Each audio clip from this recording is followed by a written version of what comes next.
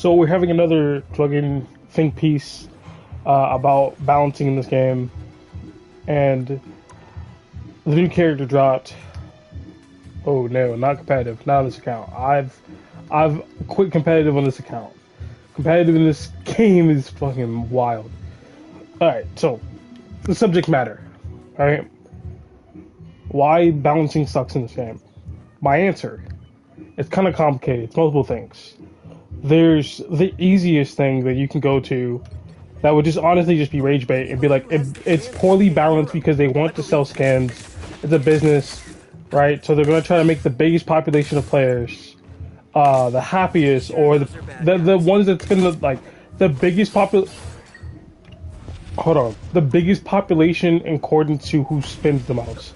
So since the supports are, you know, the women of the game, and they seem to sell Gunnar skins and cute outfits for all the girls, this is how it is in every single fucking video game, bro. I'm not gonna lie to you. Every single time. Right? They sell all the Gunnar skins, they sell all the like cute outfits to female characters. One, because of sexism reasons. Two, because women like cute outfits. Right? And the combination of all of that together means that most of the time the female characters get the most skins. And who are usually the female characters? Like, where's the density of the female characters? Usually in support. Usually, right? Where's the density of like casual players? Usually in support, right? It's the casual player and like density thing is like not very substantiated as far as like having actual data, but you can tell when someone's new to the game that we should all, like all of us, start on support. Like, if you're new to a hero shooter, they go, yeah, pick up this support, right? Supports are easy, blah, blah. It's been this way for years. It's been intentionally built this way for years. Supports will always be and should always be the most mechanically least demanding role, unless there's a specialized option within the role. You know what I mean? Like, there should be no support that is mechanically demanding unless their kit is specifically oriented around that mechanical demand and have some sort of useful utility where the harder the character is to aim impacts their overall strength of the other tools. That is simply how it should be. That's how it always should be. Think Ana from Overwatch, Mantis from this game. Oh, bro, they nerfed my baby. Oh, bro, they really did Mantis dirty. Right? I guess we can. Hold on. I want to hit this. Fuck.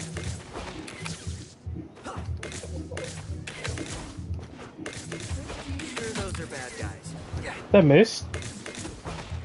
Anyway, and what I'm trying to say is, right, that for the most part, the easiest class of character is going to be supports, except for special characters within that class, right? Then the outfits usually are for women, and there's usually women in those classes, right? So if you think about it, for the most part, when it comes to it, women get the most skins in video games, or at least hero shooters that I've played. Overwatch in this one, and they're oftentimes most supports are women or some cute cuddly ammo of some kind, right? Think about not even like, I'm not even gonna say like most supports are women, 'cause that's not true. That's objectively not true. But most the women of the game get the most skins. They get the best skins, right? And there's a lot of female characters who are very popular on support who've gotten a lot of skins. A lot of skins. Like, let's not pretend like Cloak and Dagger, Invis, Luna Snow, Mantis haven't gotten like a bunch of skins. I think Invis, Cloak and Dagger are like, and Luna Snow are the top of the charts for like amount of skins. Especially like Luna Snow and Invis have like the most skins, right? Does that mean Spider-Man has like no skins? No, Spider-Man has hella skins. Spider-Man has a lot of skins. A lot, like, he has decent amount of legendaries too, right? But so does Psylocke. Psylocke has a bunch of skins, right? So does Magic, right? But the highest density of skin and player base is the supports, right? So the supports need to be kept happy. Remember when the support strike happened? There was obviously some very, like, there was understandable things where they weren't receiving as many points for playing support because the system wasn't actually considering what they were doing and how that impacted the game, which is currently happening to tanks, mind you. Any tank help? Nope. Just bullshit broken tenacity system that doesn't actually achieve its goal, right? Doesn't actually work. Then we just now finally got a tank, right? And then think about it this way: when was the last tank drop that was like strong, like unadulteratedly strong? Because when Emma was overpowered, they immediately nerfed that, right? As much as people cried, Emma kept getting nerfs to the point where it was too much and she got over nerfed, right? Gambit, still overpowered. Why? Invis got buffed for no reason because they wanted to make the supports feel good, right? They wanted the supports to be like, oh, look, my character's strong. Gave her Self Shield that broke her entire character identity, right? You were like, oh, how did it break her character identity? She can do it in the comic books. You're a fucking idiot. Listen. Hold on. Where's an email so I can look at you? You are an idiot. Because this isn't the comic books. This isn't actually Marvel. Invis Woman can't blow you up from the inside in this game. Invis Woman can't throw daggers at you in this game. Invis Woman can't box you into a box and crush you to death in this game. Invis Woman can't make multiple people invisible in this game. Invis Woman isn't Invisible Woman from the comics. Invisible Woman is a character with the skin that looks like a generic insert white woman here, right? With the abilities somewhat reminiscent to Invisible Woman, right? But it's not her. It's not. I don't. There's no way to describe it other than that. Invisible Woman in the actual show, like in the movies, could have been considered a support, yes, in the sense of her abilities were very supportive, but she was actually more deadly than Psylocke. She was up full on. She could be an assassin. She could just outright kill you. She could give you an embolism, instantly killing you. Like, there's so many things that Invisible Woman could do that was just deadly, period. Which, as an identity for supports, I like. And that's why when Backline Jeff got nerfed, it was like, bro, what's the point? Like, why remove such a cool aspect that the community accepted? You could have nerfed it, but removing it entirely was essentially just the death of the character in most people's eyes. Because it went from a cool, interesting character with depth to a heal bot that literally got promoted to heal forever away. That's literally, they said, yeah, heal botting across the map, that's fine. Like, it's actually kind of disgusting when you think about what they did to that character. All because, guess who complained? Supports. Supports were complaining about Backline Jeff. Alright? So, let's revisit the subject so I don't get too lost. Right? Invis is not a full representation of herself in the comics. Because she's so much stronger in the comics. In this game, right, as far as her strength goes recently, she's much more proportional to her comic-based self, but her comic book self isn't her character identity. Her character identity is a high utility support, right, with, get this, a team dependence. Because when she didn't have self-shield, she had to put it on her allies, which means she had to be in position, which means if she was in a bad position and not with her team, right, or didn't like use her teammates like in an intelligent way, you could punish her for certain actions. Now you cannot. Now there's certain things where she just puts up self-shield and you have to walk away, which completely ruined the identity. She had a bunch of utility, she was very useful, her ult was okay, but if she played well in a team unit, then it was overpowered. It was like something strong.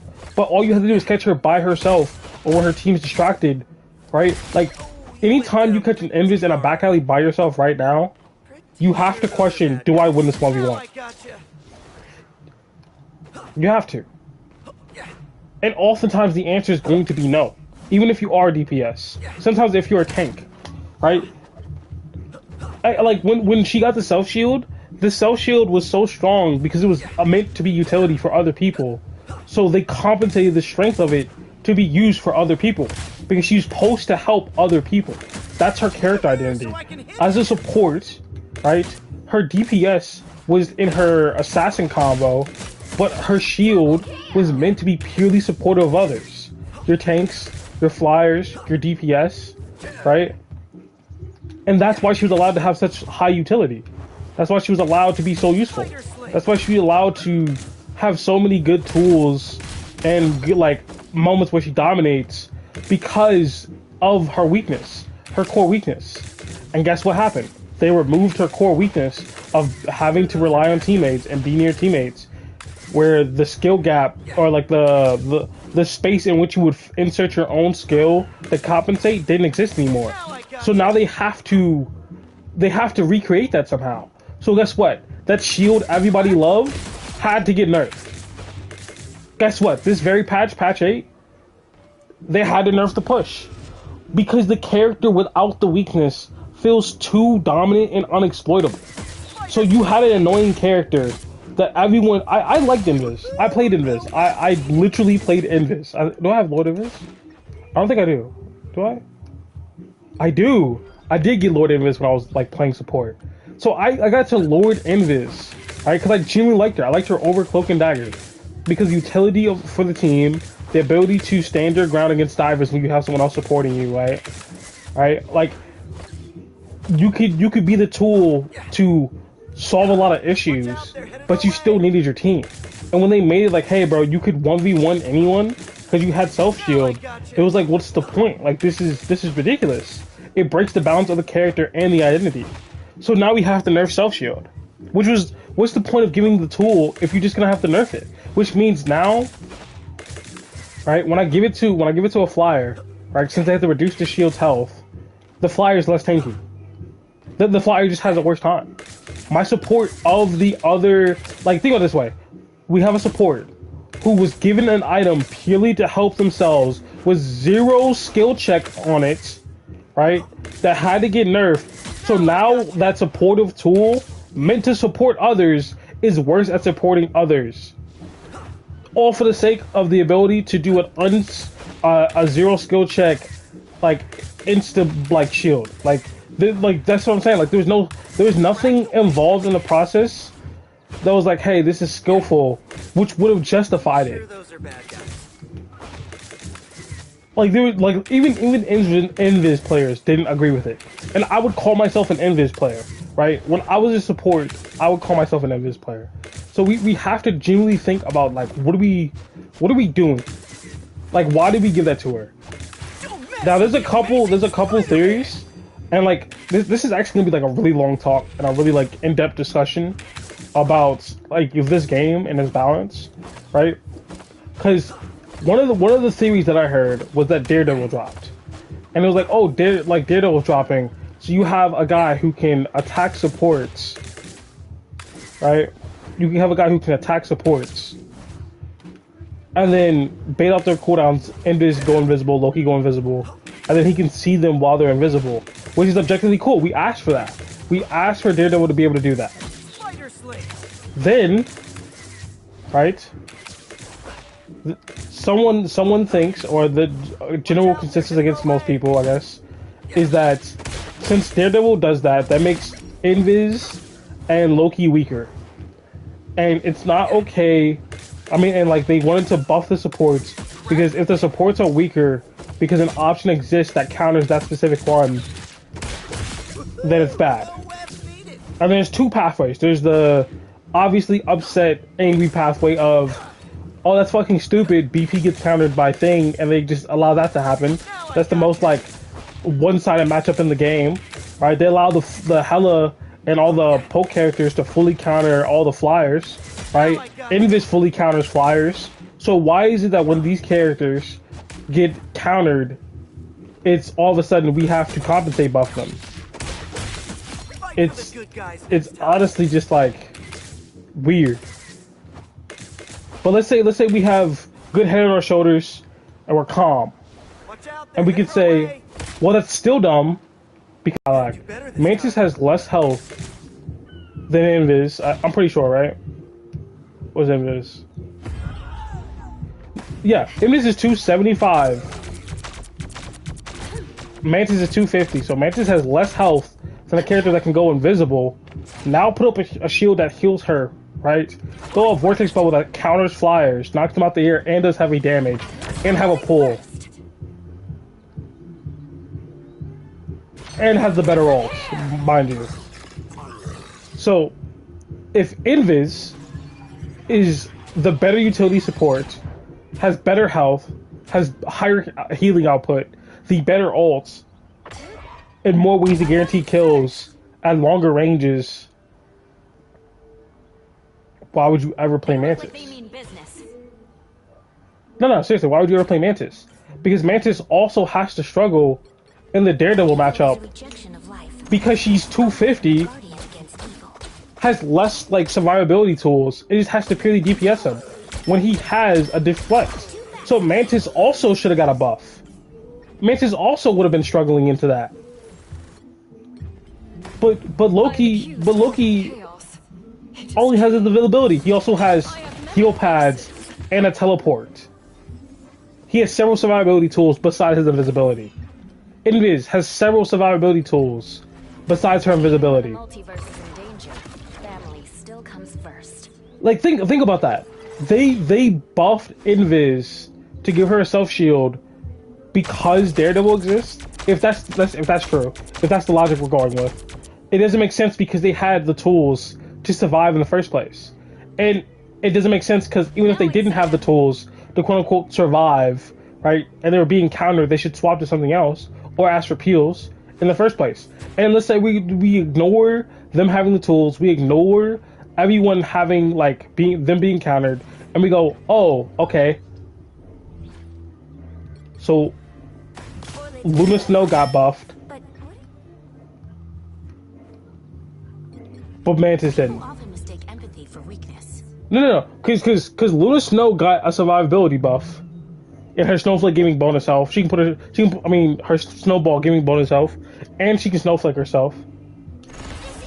And those buffs came later. But I know they buffed her in some way when Daredevil dropped around that time, where I think they gave her the Snowflake on herself, and it was just like they keep buffing the other support survivability who have higher healing outputs, higher like survivability tools, better ults than Mantis, and then they just nerfed Mantis bonus health. Damage boost, which was the only reason to play her. It was like the only reason. They gave it the like they made it now that if you damage boost somebody, they get 100% movement speed. But like you were playing this character for the damage boost, right? That's why you were playing Mantis. That or the sleep. You wanted to like sleep someone. So it's like, oh, Daredevil can get slept. He can deflect the sleep. He has tons of bonus health. He can maneuver around the sleep.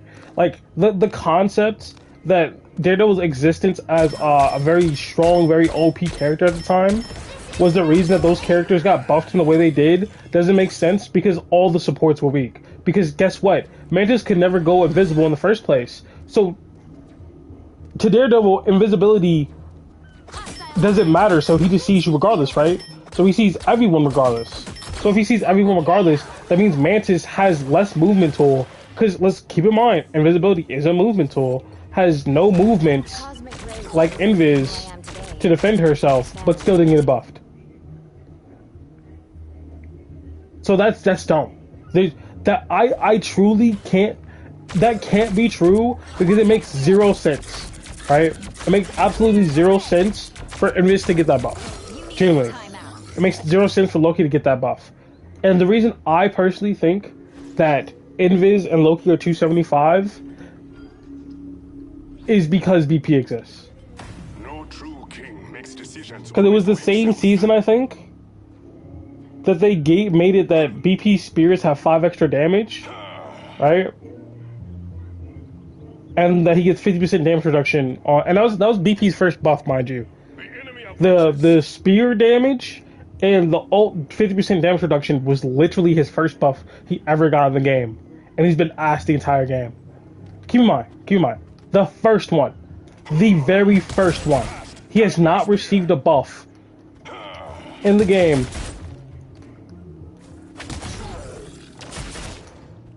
He's not received a buff in the game before that. So they buffed every single support. They buffed not every single support. They buffed Invis and Loki the same patch around the same time that they gave BP his first buff, but they giga buffed fucking Invis. They dropped Gambit right? They dropped Gambit, Guide my spear. and like it's one of those things where you have to put thought to it. Of like, it was. Give me a second. It was Daredevil, Angela, Gambit, Rogue, and then Gambit was busted. And in the same patch that like Invis got Giga buff, right? They buff BP Spear, which allows you to do Spear dash dash one shot if you have the 20% buff, right? So if that's the case, right? If that's the situation we have, you have to think My aim is true. that them knowing that like they gave Spear extra damage, they took away the one shots. Cause here's the thing, they took away the one shot by buffing every character to 275. That's what they did. They buffed every healer to 275. So they removed the one shot from BP because he can only do it on 250s. You have to get a damage boost to get it on 275. It's still possible to do in the sense of, The enemy approaches. huh? Victory belongs to Wakanda. Oh, she's not 250. Yeah, she's Black Widow 250. From above. Yeah, Black Widow 250. So like it's doable on 250s, My aim is true. but on 275s you need like one extra hit, so you needed like a damage boost to do it. So they basically removed one shots for all supports, and this is part of the reason where I think they're catering to supports with this game specifically, because they specifically made it that all supports are not one-shottable from the BP combo, right? But DPS are still one-shottable. They're still 250 DPS, right? And you're like, oh, DPS have movement. Where is it?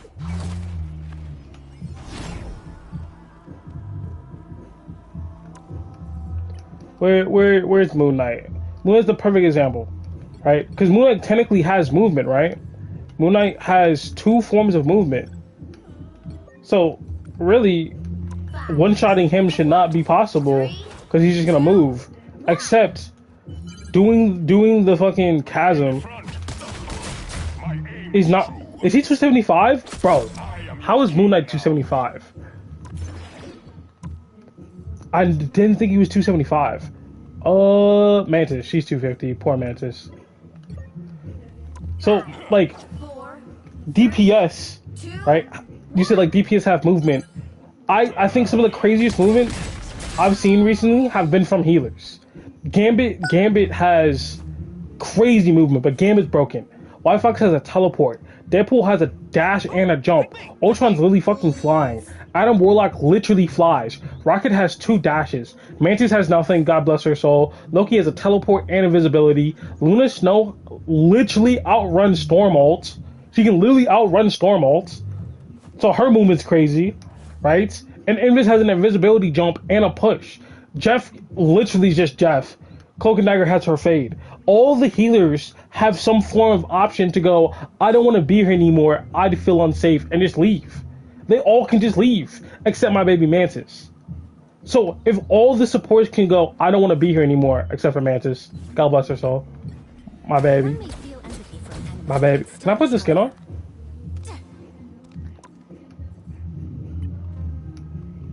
Oh, well, yeah, you can. And the recolors, that's tough. Our enemies are here. Hold on.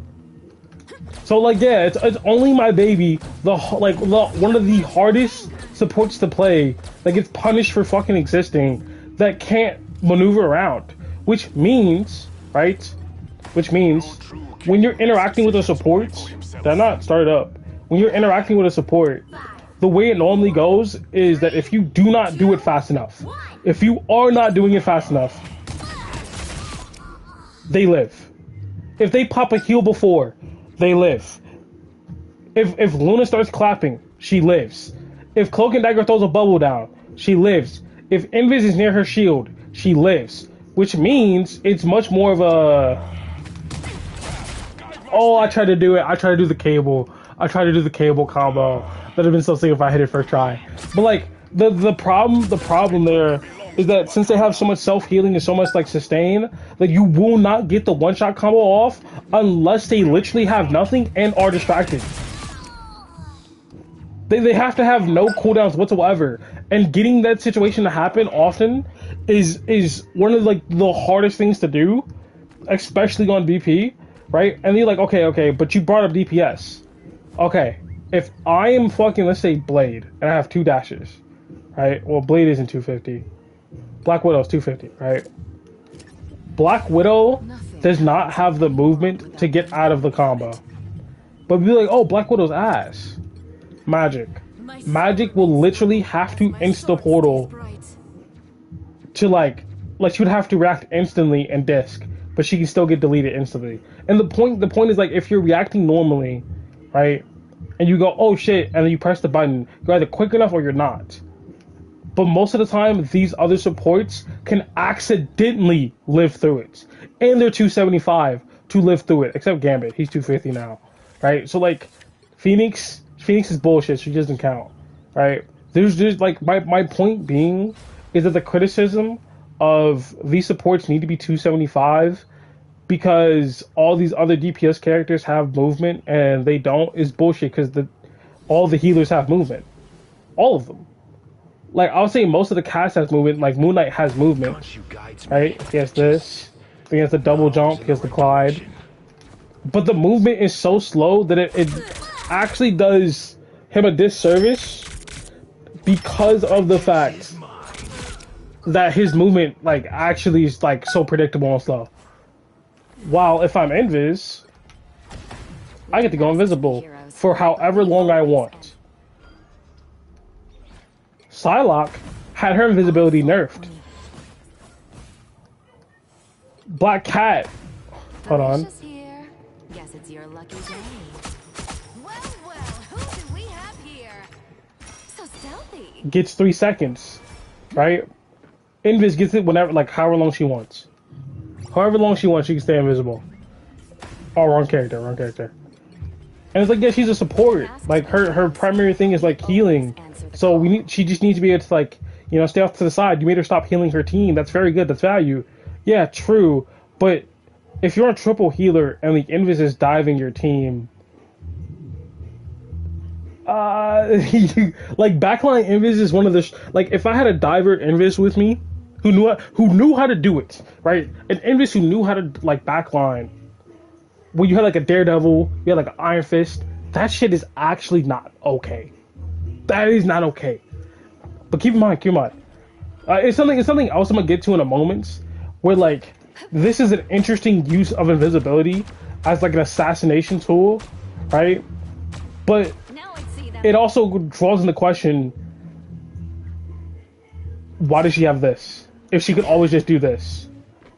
This is part of the reason that I don't like the support players of this game, right? The low level ones, and by low level I mean from like GM 2, 3 down, is that they didn't have the fucking brain cells to put together that, oh, this character is top tier, like one of the best characters in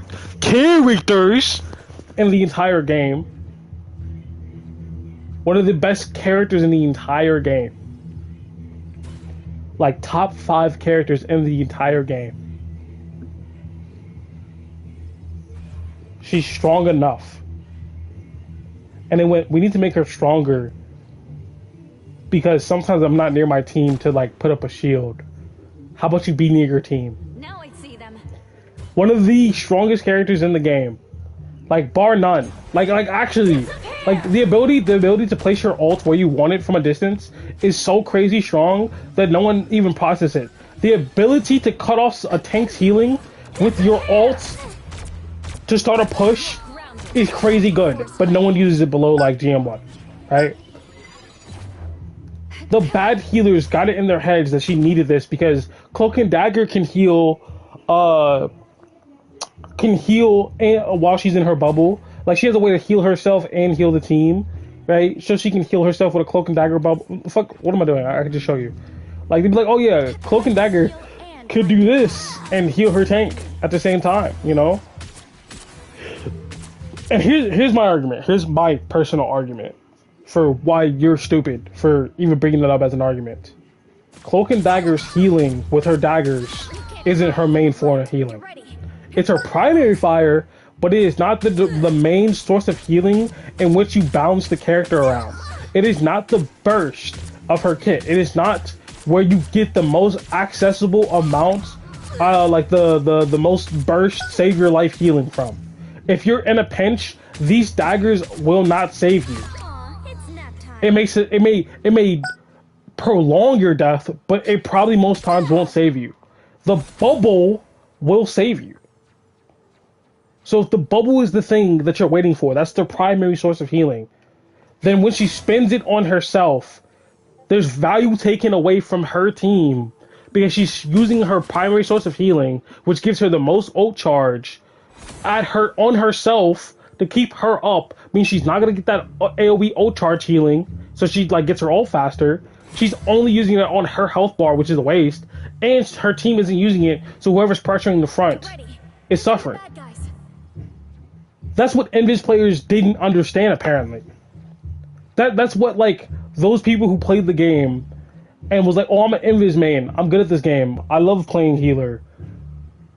Every DPS and every tank understood that inherently that that Cloak and Dagger's value was the bubble itself. That's why when they buffed the bubble, I was like, that's annoying.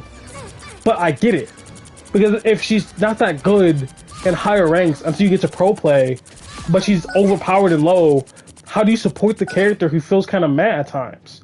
You have to like change one part of her kit. And you can't make the zero skill part of her kit stronger, right? That literally bounces off of walls and can heal people. If I get this angle right, I can hit her.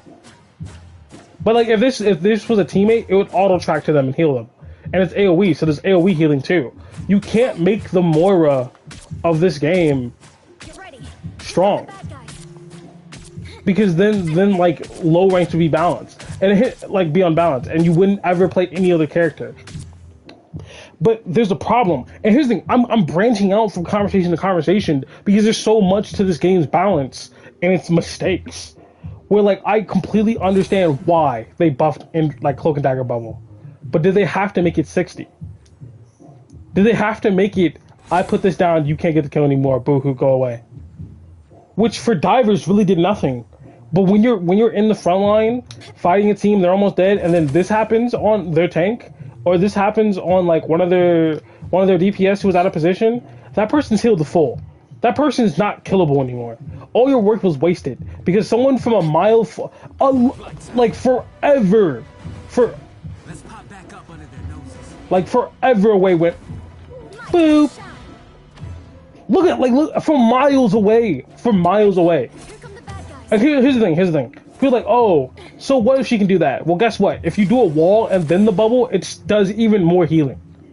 It is even more healing. The wall buffs the amount of healing that gets like put out on the target, so you heal more. Wanna know how I know that? Because I used to play Cloak and Dagger. Because I'm a Cloak and Dagger player. I played her before. Right? Like it isn't this Lord icon isn't just me like, oh, I had to fill. It's like, no, I played Cloak and Dagger the whole way through. And then when I decided, okay, I need to play other roles, I stopped playing support. Guess what? I started to get better. This character is objectively easy, right? And it does most of the selective choice for you, and since it's AoE most of the time, you end up doing multiple people at once, so you don't have to prioritize. So like, yes, the character's easy. I'm not gonna sit here and make the argument of why Cloak and Dagger's easy. Everybody knows she's easy. If you don't think she's easy, you're a bot, or you're a high level player who's been playing her for too long, right? What they seem to not understand is that your normal fire on Invis is the primary source of healing.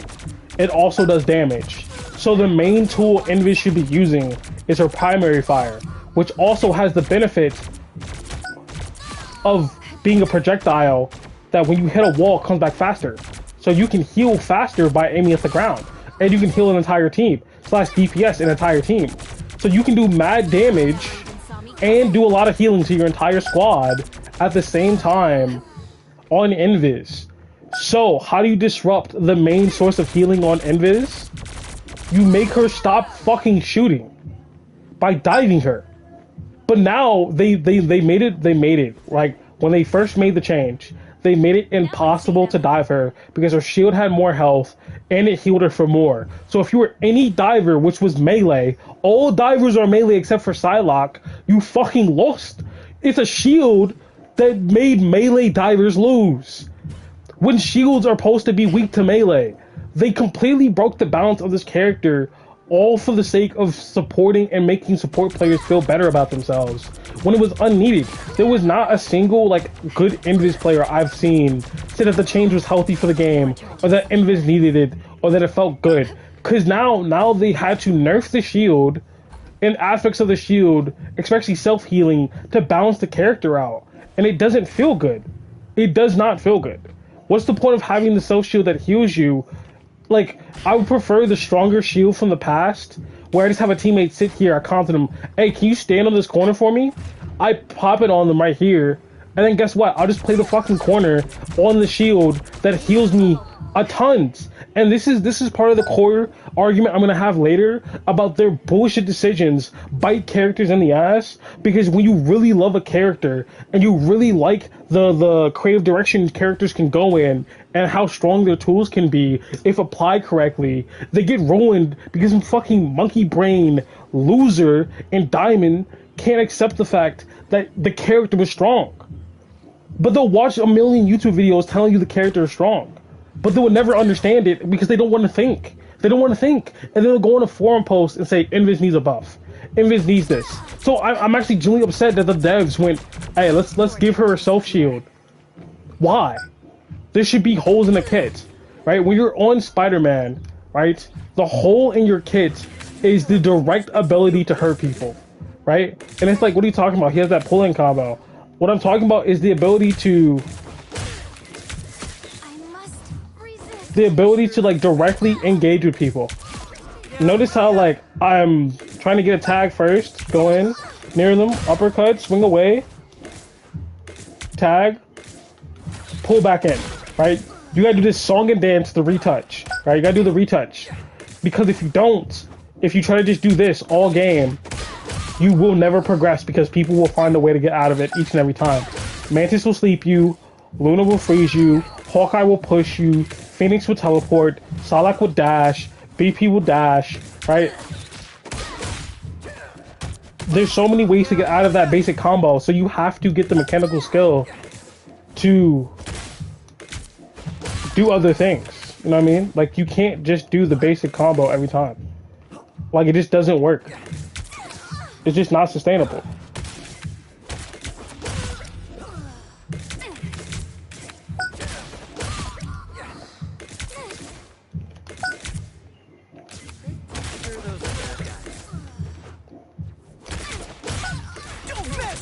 Oh, I messed up. Whatever, things come.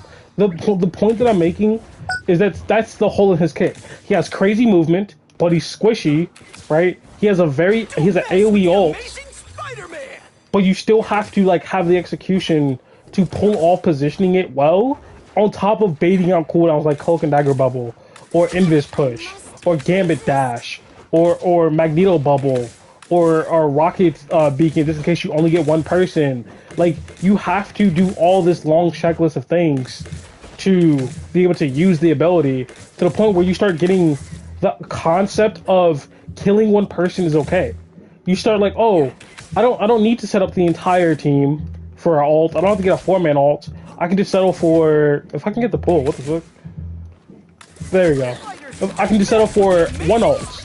Now they're down a person, and that'll just pressure the team normally, right? As you become a better player, Spider-Man becomes a better character, right? Only people who are bad at the game think Spider-Man's bad, right? I never, even in the beginning of the game, I was like, Spider-Man does so much damage. But the ending part is where the skill check is. When they're about that HP after your basic combos, where the skill check is, right? So Spider-Man players went, well, we can't like always just rely on the overhead, it's too slow. So what if we didn't do that? What if we just did 2 taps? What if we front loaded the hits? All right. What if we front loaded all the shots, right? So they die there. What if we didn't even front load anything? What if we didn't do the basic combo? I just came in with an overhead tap. I messed that up. What if we did like overhead cluster uppercut? That kills, right? What if we front loaded overhead cluster uppercut? What if we front loaded, right? Swung in. If I could do this. Overhead, swing away. Cluster, pull in, do the combo because we baited the cooldown out. Right? What if we pull them away from their team, did a 1v... If I could do this, hold on. Oh yeah, I'm a bot. What if we pull them away from their team and then did a combo, insert combo there, because I'm ass right now, right? Or we could probably do it like this one, right? That missed? That felt like it hit. Fuck it. Listen. I'm just hopped on. All right. Whatever. The point that I'm making. Now I gotcha. There we go. The point that I'm making is there's a hole in your kit that you have to supplement with community activity like learning and progressing with skill, right? Spider-Man's community is all about just getting better, becoming stronger, earning the mask, like earning the character, bruh. You don't get to just hop on Spider-Man and do stuff, right? You don't get to just play the game. You have to progress. There's practice involved.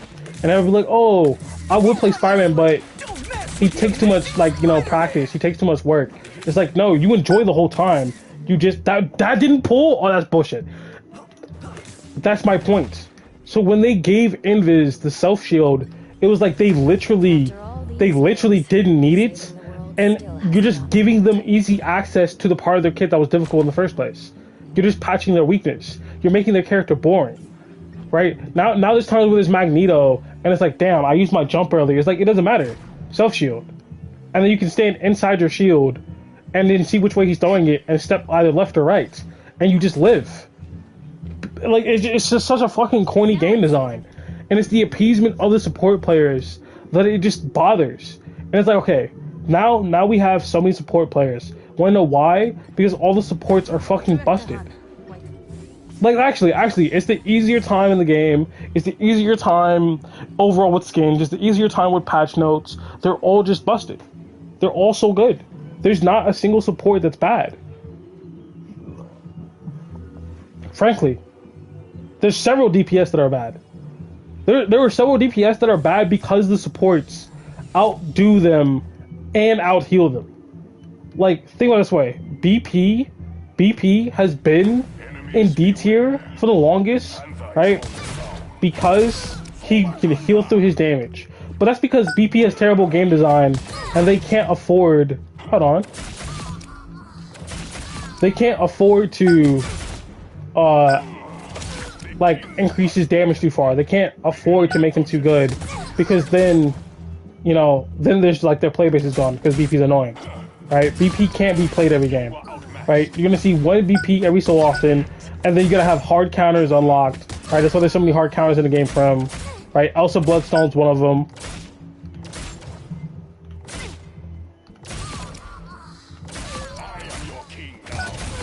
Alright, Elsa Bloodstone's one of them. You need to have hard counters because it's one of those things where you lose before you kind of interact with them.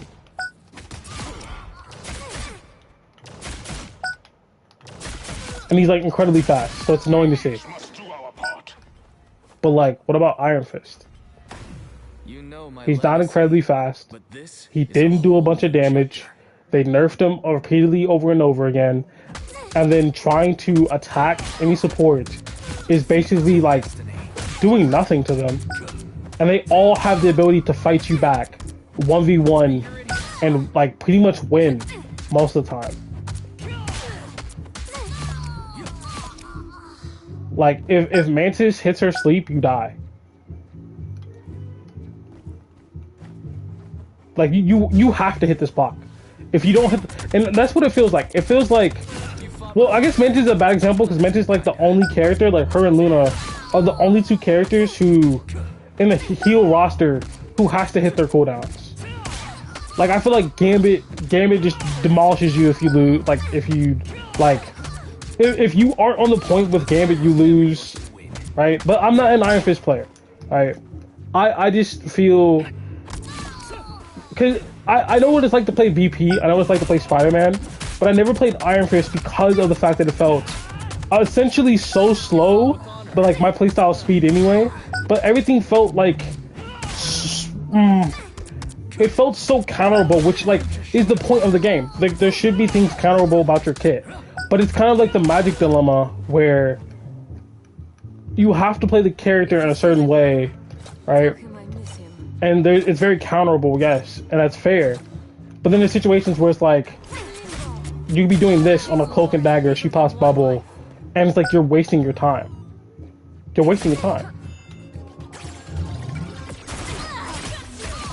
Right? Like you're actually just wasting your time.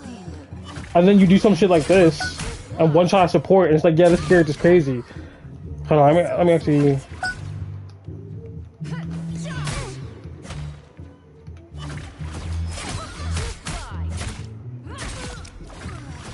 I'm not a Magic player, you guys gotta excuse me.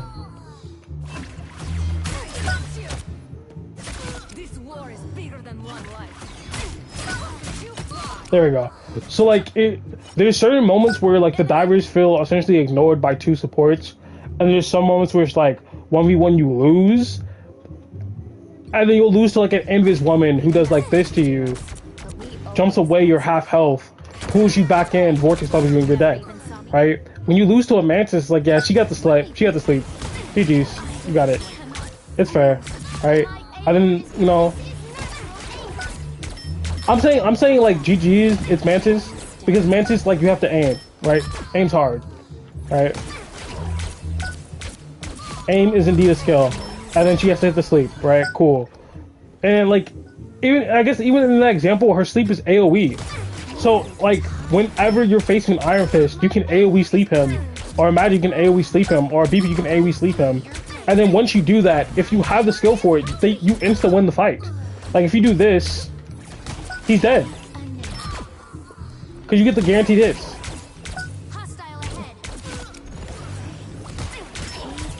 You know what I mean? Like, you just fucking lose. Or, like, let's take Luna, for example, who has the ability to two-tap you.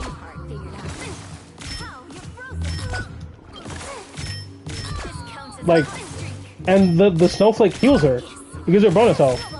So it makes her tankier, even if you were trying to kill her.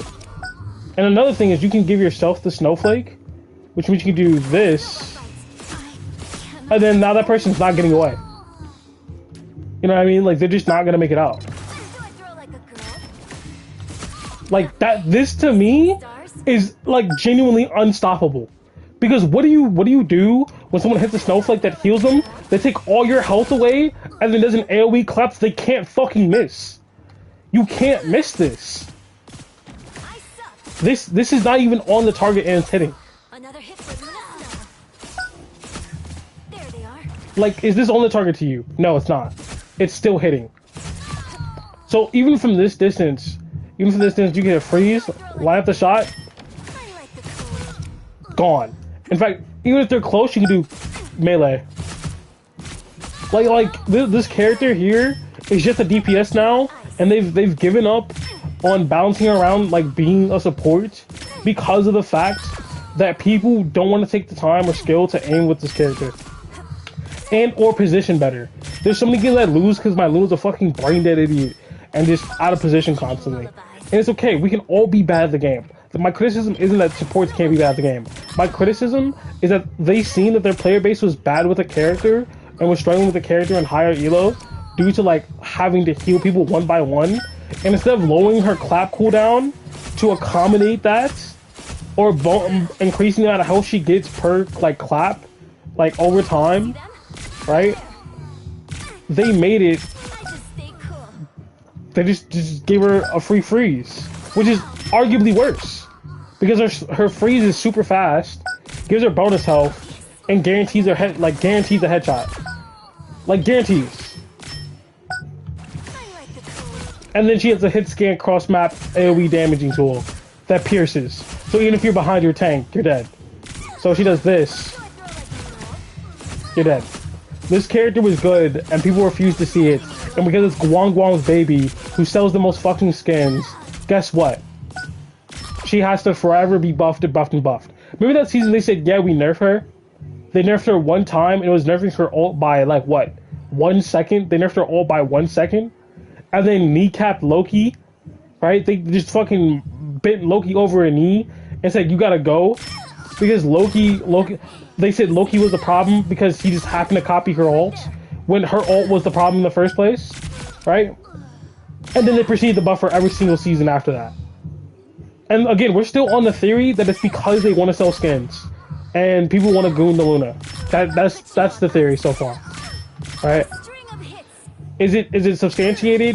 There's some credence with like how games have functioned in the past, right? But it's still no like direct source of someone saying, yeah, this is what we want. And here's the thing. There's a lot of like animosity in my voice towards the supports, but I genuinely think Adam Warlock, Mantis, who else? I think White Fox is cool. Heal Pool is interesting in certain playstyles. I think Loki is the support of the game. I think Loki is like what a support really, not even a support, a strategist. Loki is the strategist, bro. Loki is the strategist of the game, bro. And then like Gambit is just an overall cool character. The issue is that they focus so much in the game design aspect of giving these supports free things. They're just giving them things for free. If you want to think about a tool, the support has the best version. Like, you think of bullshit, let's think about anti-heal. They dropped Blade and they said, we want to be careful with Blade.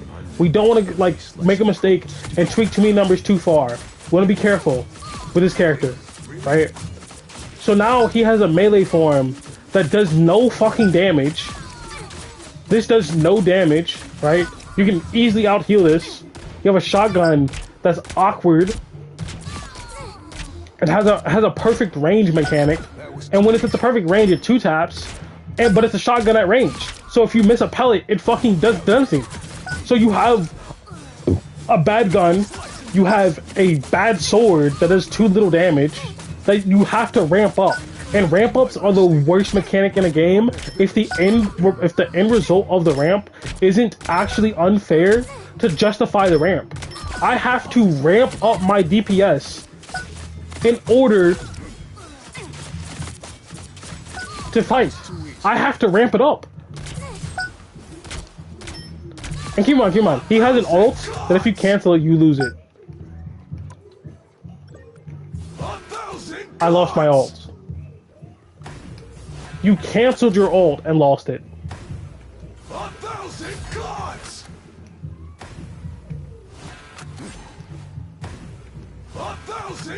Why? Why? Why even give the option? Why even give the option? It's not to bait support ults, because your ult is supposed to be a counter to support ults, because it has anti-heal, right? Right?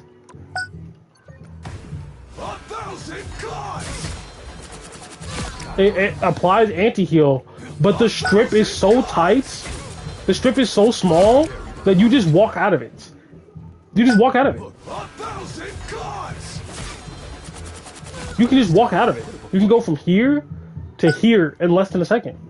So his ult is bad, his gun is bad, his sword is bad, and then his dashes with his gun has displacement and slow, which could be the only tool that I think has any very cool, useful utility in a team fight to, like, flank behind, do this twice to somebody, and guess what? Now they're in your team.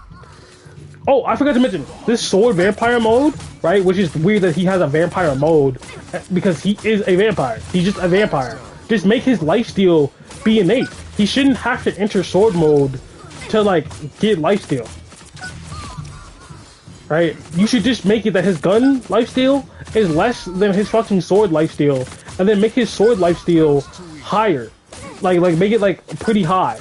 But no, you have lifesteal, but then guess what? you have 40% or 30% anti-heal on yourself.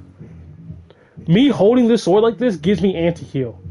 Which means when I'm in the front on a tank, doing this, putting my life at risk because now I'm in front of the entire team, I can get burned down because now I receive less healing. But it's like, okay, don't be on the tank. Don't be in the front line. Be in the midpoint. Use it like a brawl. Just pick a person, stick to them. Okay, cool. What happens when someone else outpaces my self-healing? My healers are distracted and they can't see me because I'm in the mix. Because it's a brawl. So they don't see me or they're busy. Someone just out DPS's my self-heal, I fucking die. Which means you have created a character with the berserker style who can't berserk.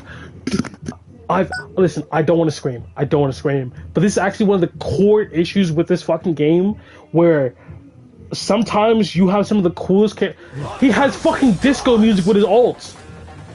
This is Wesley Snipes we're talking about. Blade. This is the Blade. That was too easy. With a lifesteal mechanic and a sword who cannot go berserk. You cannot just go crazy. You cannot just go after him and walk, right? And I get it. What, like, Blade is more tactile, he has martial arts, blah blah. So the feel of the character shouldn't just be walking down berserker style. Maybe like Sabretooth. Sabretooth should be like berserker style, right? But they managed to create a character who does not feel comfortable walking forward, just being on people.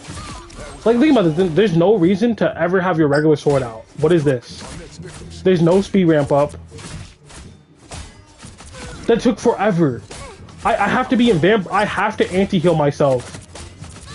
At this point, just take away the regular sword. Take away the regular sword. Actually. Genuinely, take away the regular sword. There's no point in using this regular sword. Like, actually. It's like a flaw in the game design. It's like a glitch in the matrix that the regular sword exists. Because it serves literally no purpose. If I ever wanted to go melee, I'm going to take the lifesteal form so I could do some sort of damage with the ramp up. Because guess what? When I attack faster, I do more DPS. Even though my DPS is bad, right? Even though I get out healed and out DPS all the time, right? At least this does some form of noticeable DPS quickly. And it also heals me quicker because more hits means I get healed faster. So like,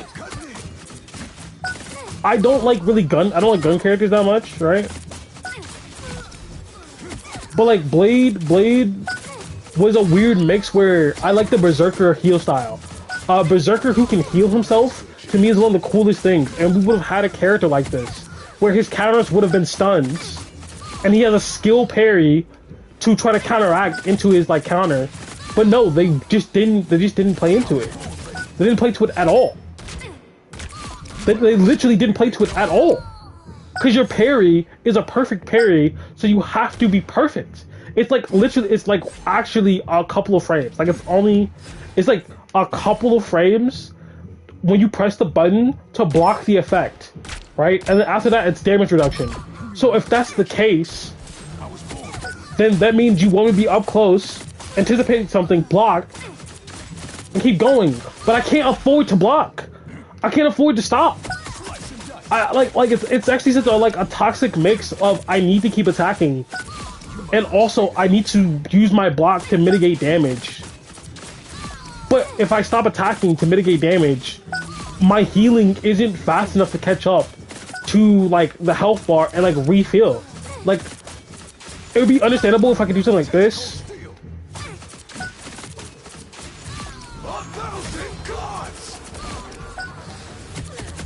And go berserk. Like Blaze touching the floor, and you have to give him attention. Maybe not now, but you have to eventually. But now it feels like if Blade's on me, you just shoot him, and then he dies. And it's more annoying to see a Blade on you, because like my team is doing no damage. If they're playing Blade, my team's not doing damage.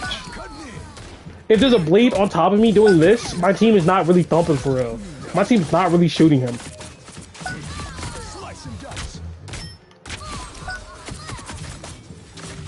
Like, and the thing is, like, this is such a fun melee playstyle of walking people down, jumping around, using your movement to go up, using a cool ult to kill through a healer ult that you baited by applying pressure is one of the coolest like concepts of designs, and they fucking fumbled at every metric.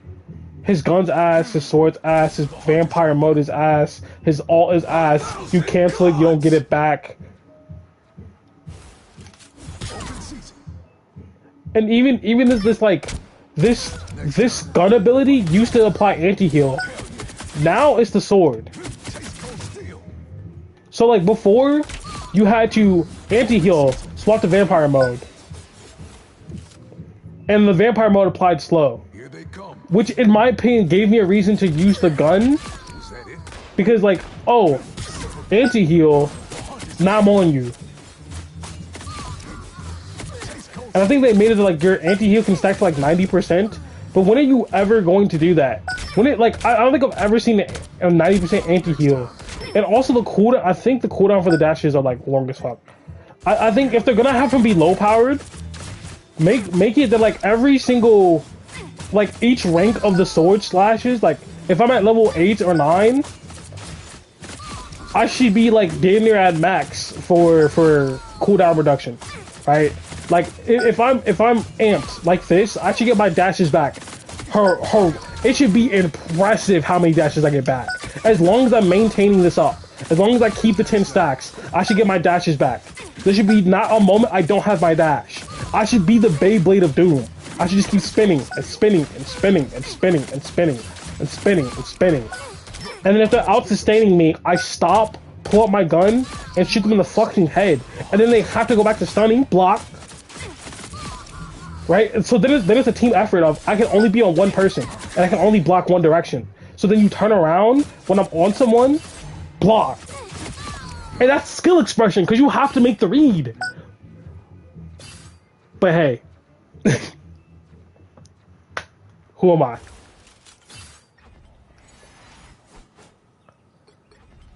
This fucking character is only ever good due to stat increases and bullshit. I will not speak on him. And I think part of the reason that I made this in the first place is the concept of like their introduction of characters and abilities from other games severely hampered their ability to progress the game. Not because those other abilities aren't balanced, it's because they always add bullshit to it. Like a good example of like a character that people have thought has been bad for a while is Wanda. Wanda is one of the characters where people say, yeah, she's not really that good, right? She has an auto-tracking beam, right? She has missiles, that's her skill shot that does most of the damage, right? You get those more often now, and then her beam has fall off. So you're only ever really using the beam as a refill tool and to like fill the time of in between your missiles, right? Remember, everyone thought she was overpowered in the beginning, right? And then everyone thinks she's ass now. Mainly because a bunch of people told her she's ass. I don't think she's dog shit. I think once you pass a certain skill level with aim and or movement, Wanda's effectiveness becomes lessened unless you like are actually using your brain. Right? Because of course an insta stun is always going to be strong if applied in the right ways. Right? Of course a one-shot ult like a Diva Bomb is going to be strong if applied in the right ways.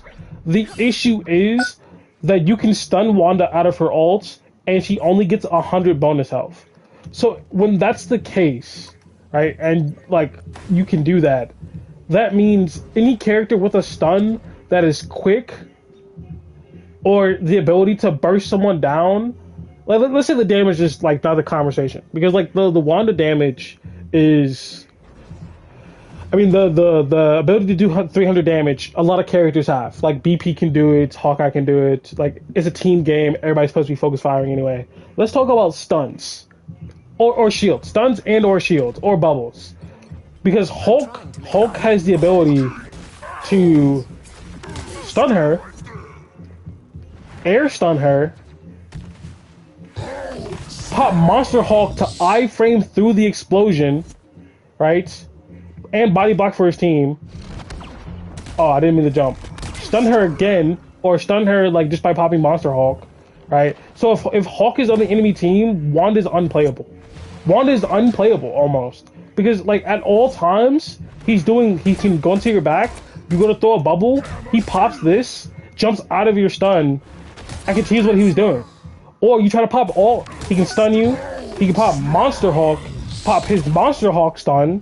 He can clap you. He can air grab you with Monster Hawk. He can air grab you in regular form. And then if that wasn't enough, he can just grab you. But like he can actually just grab you, which counts as a stun. Which means Hulk alone has the ability to stun you in like 5 different ways. This is like air stun, regular stun, air stun, like gamma stun, and grab, right? Those are the 3 unique ways. But then he also has the bubble, the iframes from transforming to just ignore it, on top of the ability to do damage, right? On top of the ability to do damage. Hulk as a tank pretty much ignores you. Thor has the ability to stun you with his ult. He can just stun you. And he can burst you down as well. He can just help up on his team. Right? Captain America can block it. Emma can grab you. I proudly wear and put up a barrier. And they buff the repositioning too. So like she can go zoom in, right? Rogue literally has the ability to carry you away from your team, grab you, right? So she can literally just fly up to you wherever you're going, hit a grab, and you're cooked, right? But like the tanks are known for their ability to like CC stun you, stuff like that. Like what does that really even mean? Well, since like all the tanks have some form of CC disruption of movement because they're tanks. Getting a Wanda off with any of the tanks in the game present feels almost impossible. Magneto barrier, Magneto bubble. He can bubble himself, an ally. He can push you away, bubble himself, take some damage, push you away again. Like Angela has a shield to block it. She can grab you. Hold on. I'm really bad at this. Hold on.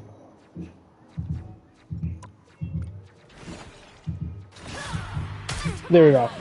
Can grab you. Tank pool can throw a bubble and just block it.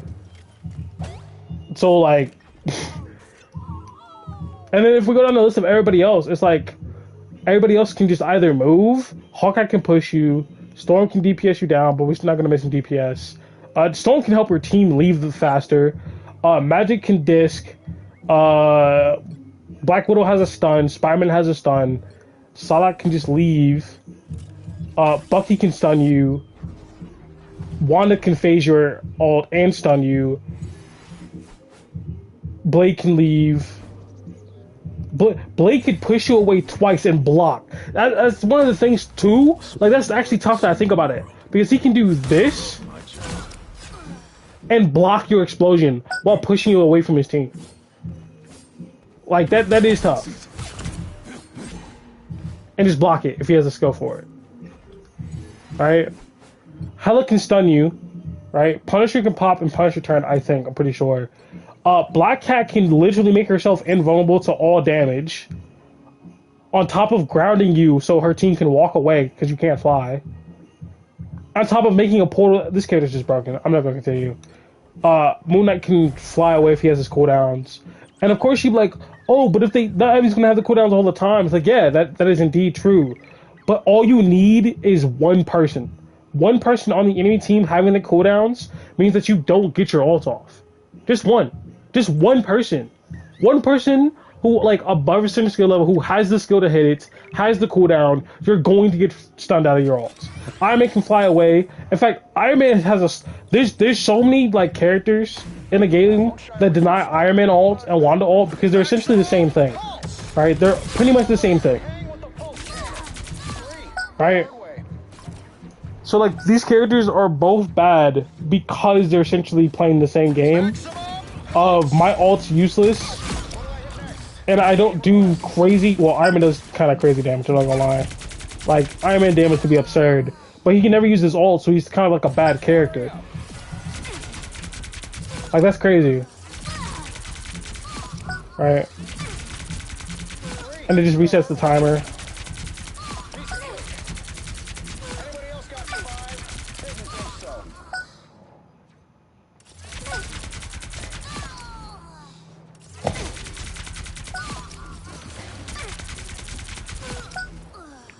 Yeah, so like the point that I'm making is there's so many characters that can stop you from doing your ults and can evade your ults. Like Wolverine's kit is just CC.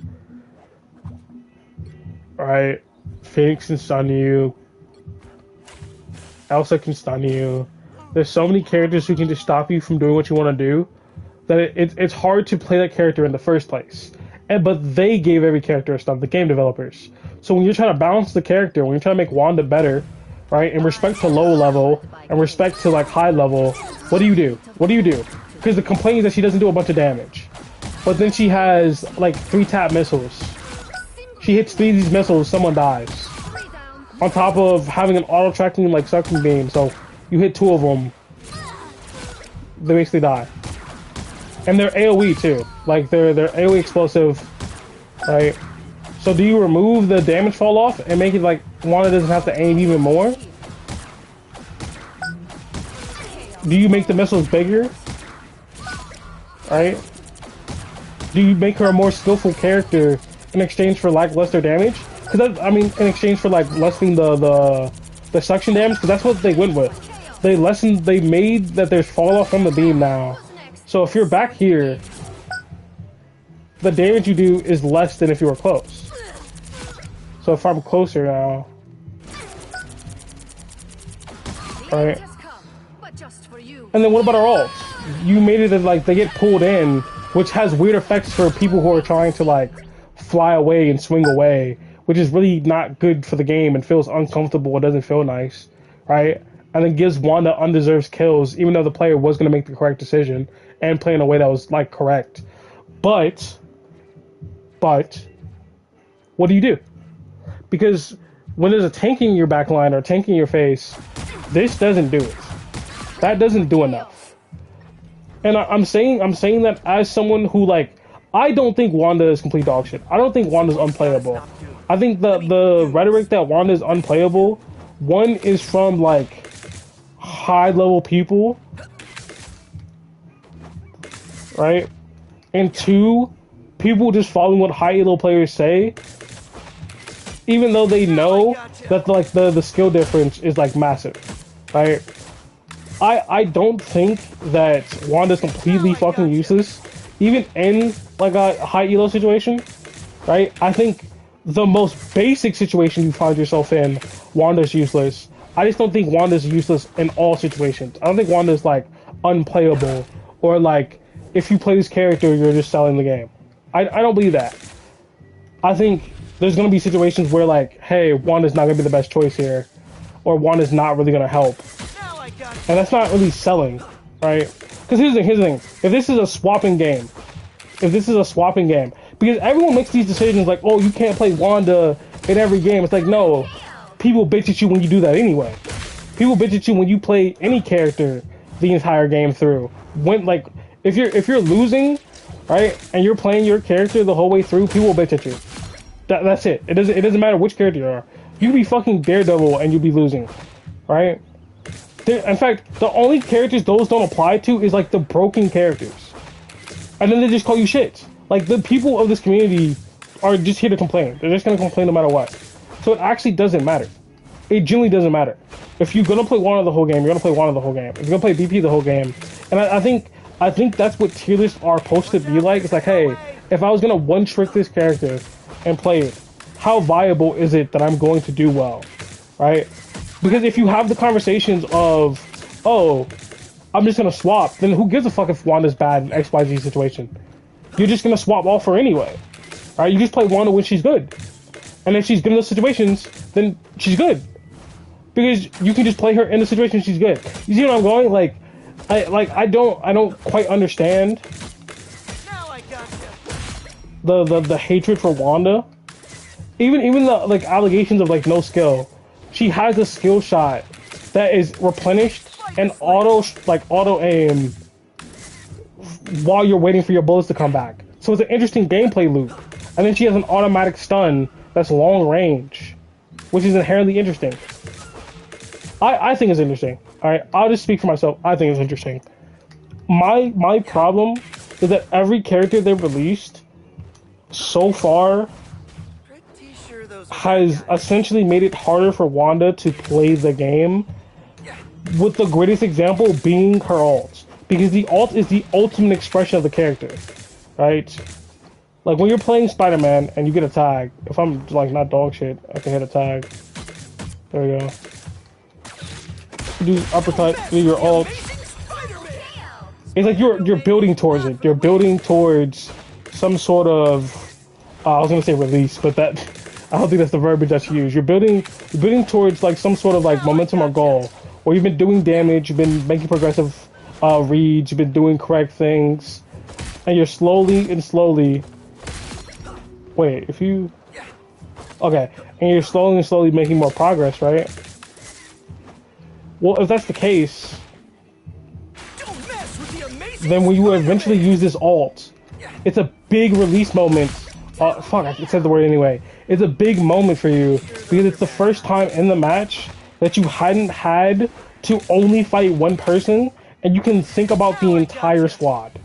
You can face everyone all at once, right? Which is kind of interesting because then you have someone like BP who is bad, which then kind of counterintuitively forces you to focus one person down with your ult. You know what I mean? Like that's essentially the goal. That's 3. Wow, 3 in a row. One person.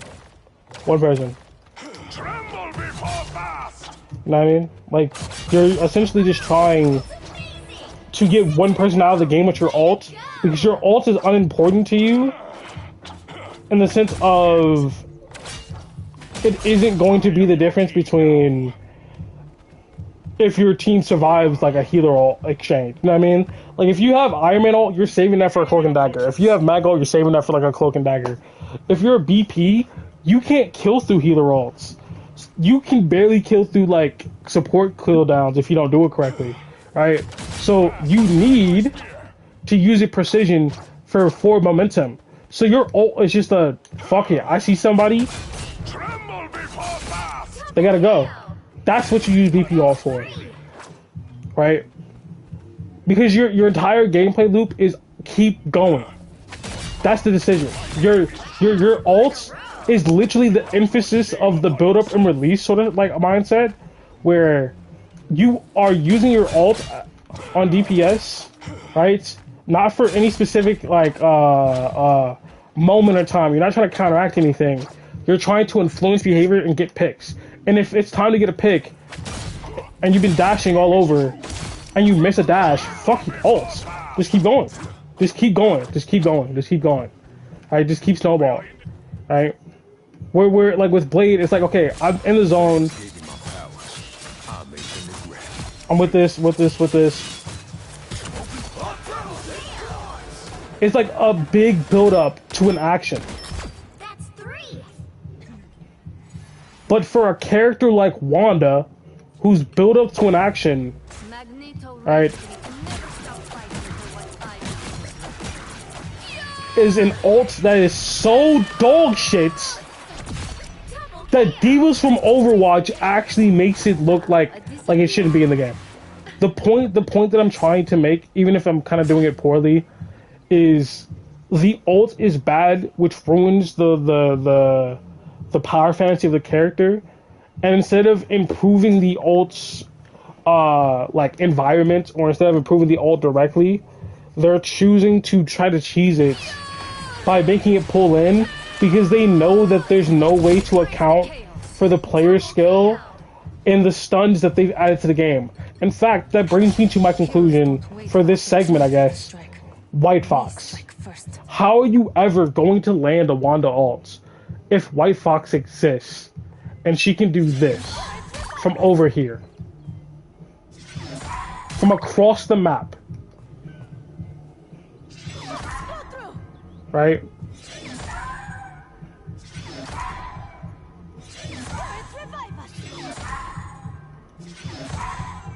So they gave it as far as they could. As far as they could give it. They gave it the full 30. So if there's a White Fox anywhere near you, and she has the team up to make sure she saves the team up, so she has a leaf tail at all times.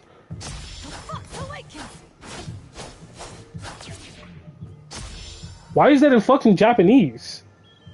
Has that always been in Japanese?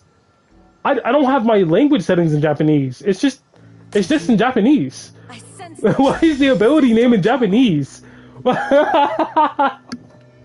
Listen, okay, the point is that a White Fox is going to just do this from a mile away. In fact, she's just gonna do this, turn away.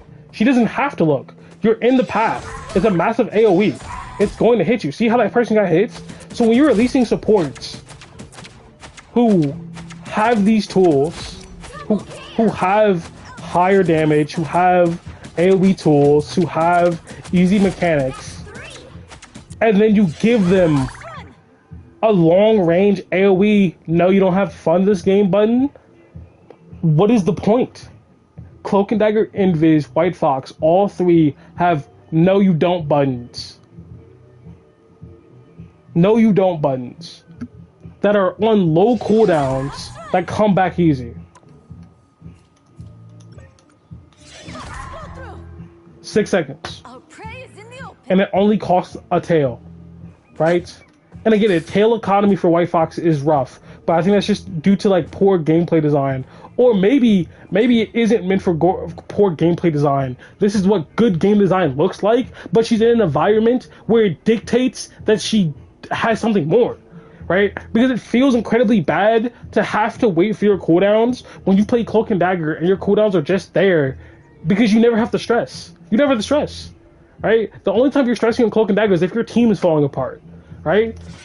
Like having this tool objectively is one of the craziest tools in the game because it's a long-range CC, right? 30-meter CC that hits everyone inside of it. Fox awakens.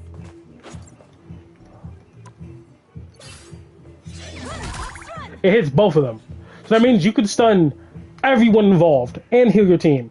And then it grants invulnerability, which means you can save people from Wanda ult by doing this. So even if you don't hit Wanda, you can still just go like this and stop your team from dying. Which means every so often, a person you're shooting just doesn't take damage. And it happens every 6 seconds. So if you're about to kill someone and they get hit with this, not only are they healed, you can't finish them off anyway. It's incredibly aggravating, the game design choices that they're making, because effectively they're making the supports have all of the tools. Oh yeah. I didn't even get to finish my point from earlier because I'm very bad at ranting. They're having all of the tools, and this leads me back to my point. Like that literally led me back to the beginning, where the reason I said I even brought up Blade to begin with is that Blade's unique feature, right, isn't lifesteal. Well, it was supposed to not be lifesteal. Blade has two unique features. It was lifesteal and anti-heal. He was the first character with anti-heal in this game, and everyone was like, let's not do the Overwatch anti-heal thing where it's 100%, you don't get healed, and it's very bad and it feels awful. Like, what do we like? Let's not go down that route. Okay, understandable. We don't need to make anti-heal strong. That's why his unique feature is the lifesteal. So make the lifesteal strong, right? You can make the anti-heal as weak as you want it, and then make it for like attacking supports. Like if he's on a support, they're anti-healed, it's a little bit easier to kill them, right? Or he can anti-heal one, and then anti-heal another, and then anti-heal the other, right? So like both are anti-healed, so they're both not getting a bunch of healing, so he's enabling dot. But no, they didn't do that. So guess what? He has anti-heal that I think only applies 30%, I think, on the first, on like the dash, right? right?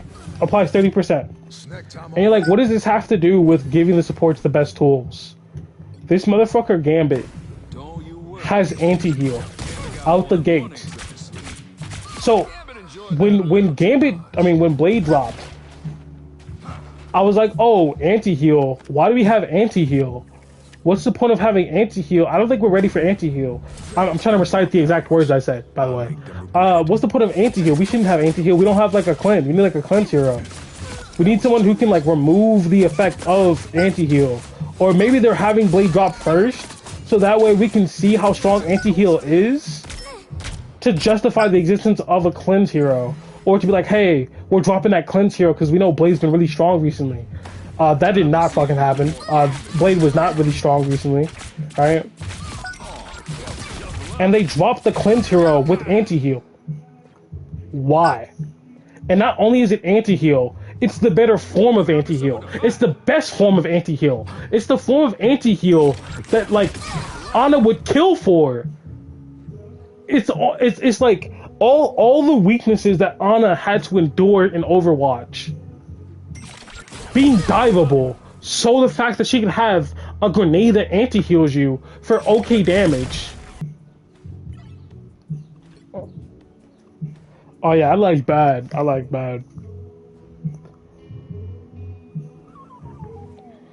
Okay, back to what I was saying.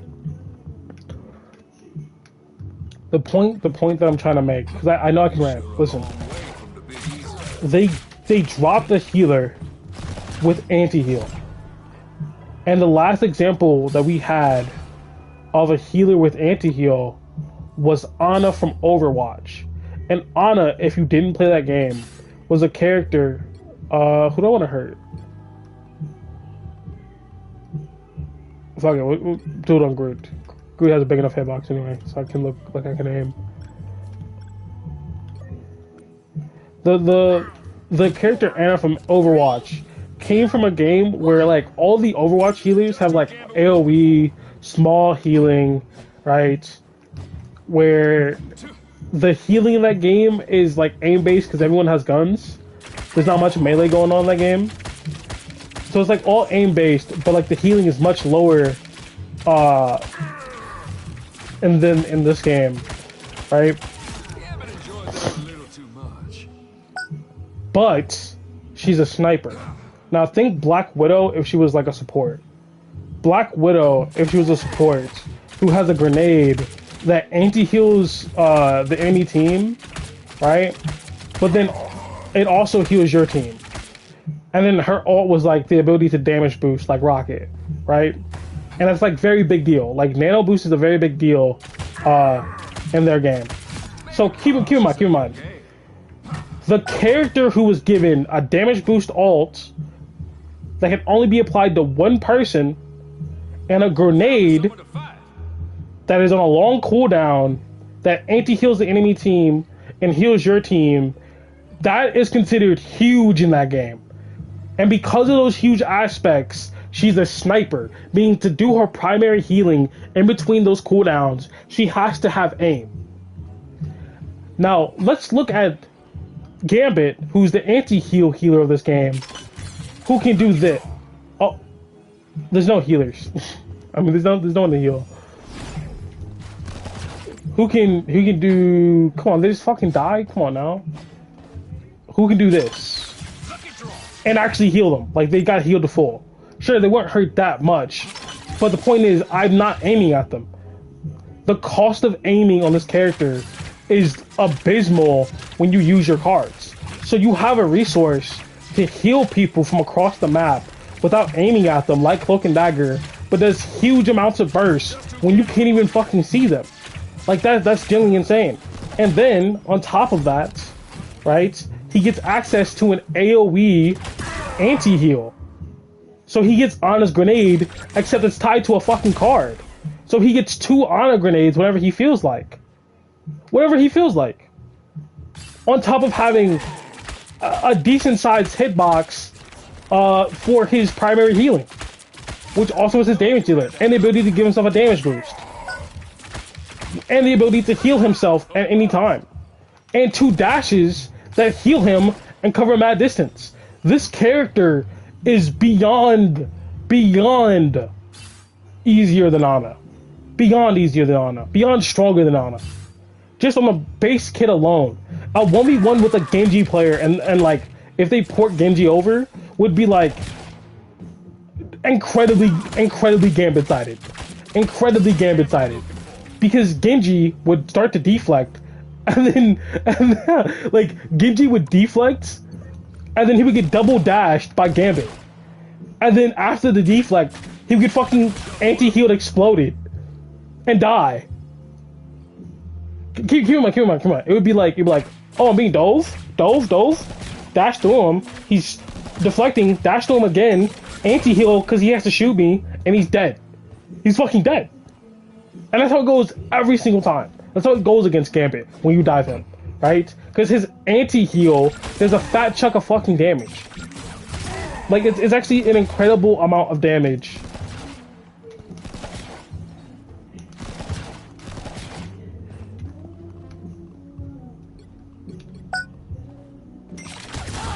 That amount of damage. And it seems like nothing, but they're also anti-healed.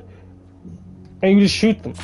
You got too much power, Genie. So what does that look like on a character with a deflect? Just what we're looking for. Double up. Double KO. You know you had that coming. The dash heals you, mind you. Right? And does damage. And the reason I keep dashing through him is because he has to turn around and I just get to shoot him for free. You can do a fuck ton of damage to somebody, dash through them, which heals the damage they did to you, while also keeping the distance so you're undiveable. The only time you're diveable on Gambit is if you spend all your resources like a dickhead healing your team. If you keep your resources to yourself, you are undiveable. In fact, having a Gambit as like a DPS on your team fucking works wonders because it gave him on a damage boost. But it's on a damage boost if the developers stop remembering how to balance a game, right? Because you get what, 20? You get like 35 or like what is it, 30 or 40% movement speed? You get something crazy like that. You get like mad movement speed, and then you get double hit effect where if you shoot somebody, they get hit afterwards. And then you explode periodically, and then when you die, you explode. So when you all have super speed boosted and like super jump height, and you're all in the back line punching one person, they're not being punched by 6 people. They're being punched by fucking 12. Because every hit you do does a double. It does another hit. It's not the same damage, but it's like another tick of damage. It's like some number. So like it does a bonus hit afterwards, and you're damage boosted, which means probably right like so like you're damage boosted. So you do fat damage plus an extra tick from all of you, and when one of you dies, you explode on that person. On top of having anti-heal, so if they're in a healer ult when Gambit has ults, right? You anti-heal them. Everybody focuses that person's down, they die. They gave him literally everything. They gave Gambit literally everything. I'm being so honest. They gave him everything. They gave him the best form of an anti-heal. Non-targeting AoE, long-ranged anti-heal. Which means I never have to leave my backline to target you. If you're in the front line, I can attack you with anti-heal from any like spot. And it's only dependent upon resource. It's only dependent upon resource. Now compare that to Blade. The guy who dropped with anti-heal first. I have to physically be in front of you, in front of my team, or on top of you where your team can look at me, and then applying anti-heal through a cooldown that is longer than Gambit cards. Well, I can't substantiate that. I take that back. I could prove it, but I don't feel like looking.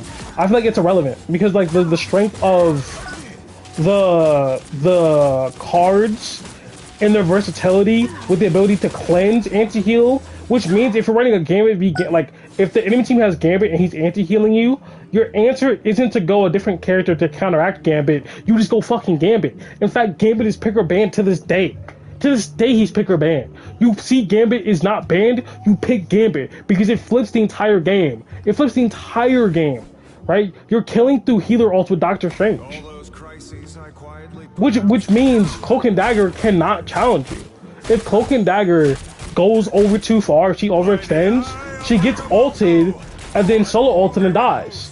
And since you have the damage boost in the healer ult, you guarantee get the kill.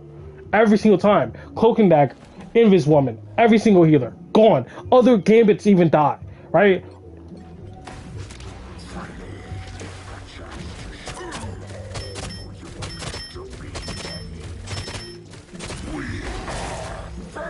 They gave Venom anti-heal.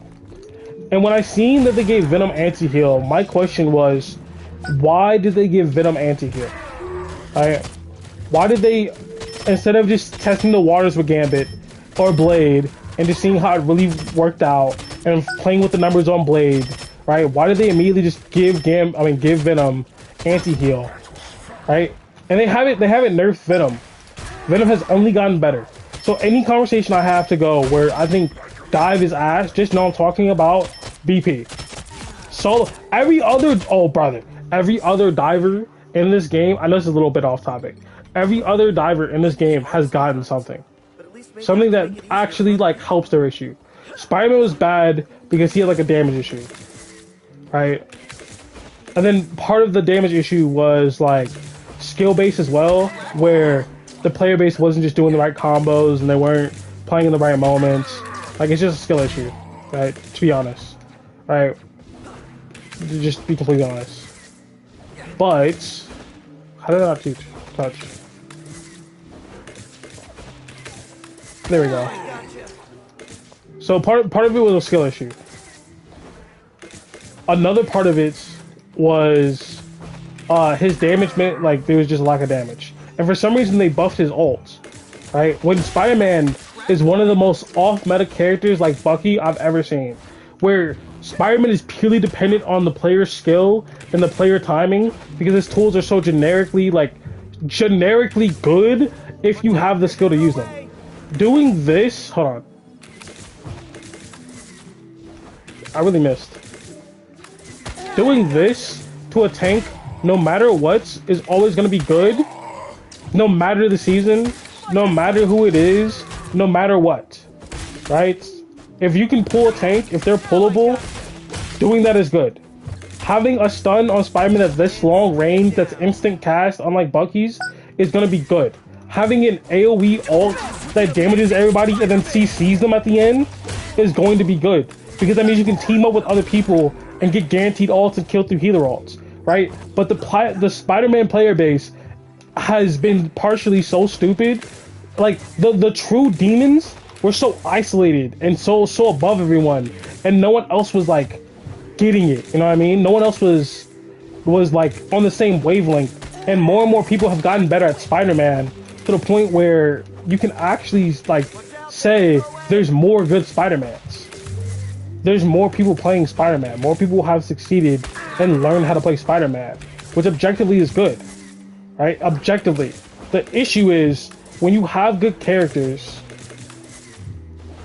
and you buff them, like they just buffed Spider-Man for some reason when he didn't need to be, it causes an issue where down the road you're gonna go, this character's too strong, let's fucking kneecap him. Like, why is this character strong? I don't know. How about we like nerf one of the good... There was not a single tool in Spider-Man that I was like, yeah, this needs a buff. And there was not a single tool in Spider-Man I was like, yeah, this needs a nerf. There was not a single one. Not a singular one. Spider-Man was in a perfect spot. And they gave him a buff this patch, which means they're gonna have to nerf something in the future, right? And what if it's like, oh, we're gonna nerf his like recharge for his swings. He can only come out of spawn with one swing. It's like, yo, bro, what for? Why are you touching with gold? Spider-Man is the perfect character. He's perfectly encapsulates the Spider-Man playstyle, like the Spider-Man feel, the Spider-Man playstyle. He perfectly encapsulates the fun of movement, right? The skill curve required to have a character with this many tools. How specific those tools have to be used to be good, and in any other fashion are fucking worthless, right? You create a character that like allowed himself to be good because of the fact of like the strings attached. So if you nerf this character, it effectively makes it that this character is less special just for the sake of like people who are bitching, and then you justified their bitching by actually adding a feature to the game that was not only unneeded, Spider-Man players weren't even asking. And if a Spider-Man player was asking for an alt improvement, an alt buff, on an AoE alt that CCs you at the end, they were a bad player to begin with.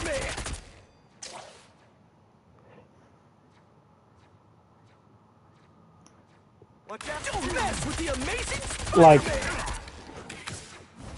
there's actually genuinely like nothing else to say about that. Because this doing half a tank's health bar now. I mean, it was doing a half a tank's health bar before, right? But it does so much damage. It just does so much damage already. And then they buffed it. Right? Like, doing something like this is already, like, tremendously good.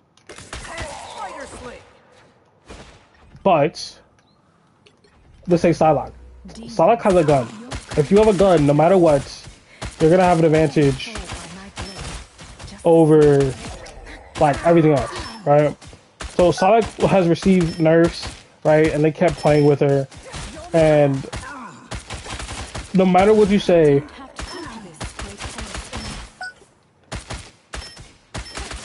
the ability to pop it all like this is good. The ability to go invisible is good. The ability to have a dash and poke on an off angle is good. Sure, there's some like alterations you have to do to your gameplay style to do it, but it's good. Right? Magic. Me? Just a demon-haunted mutant girl out to serve you. Come, my minion.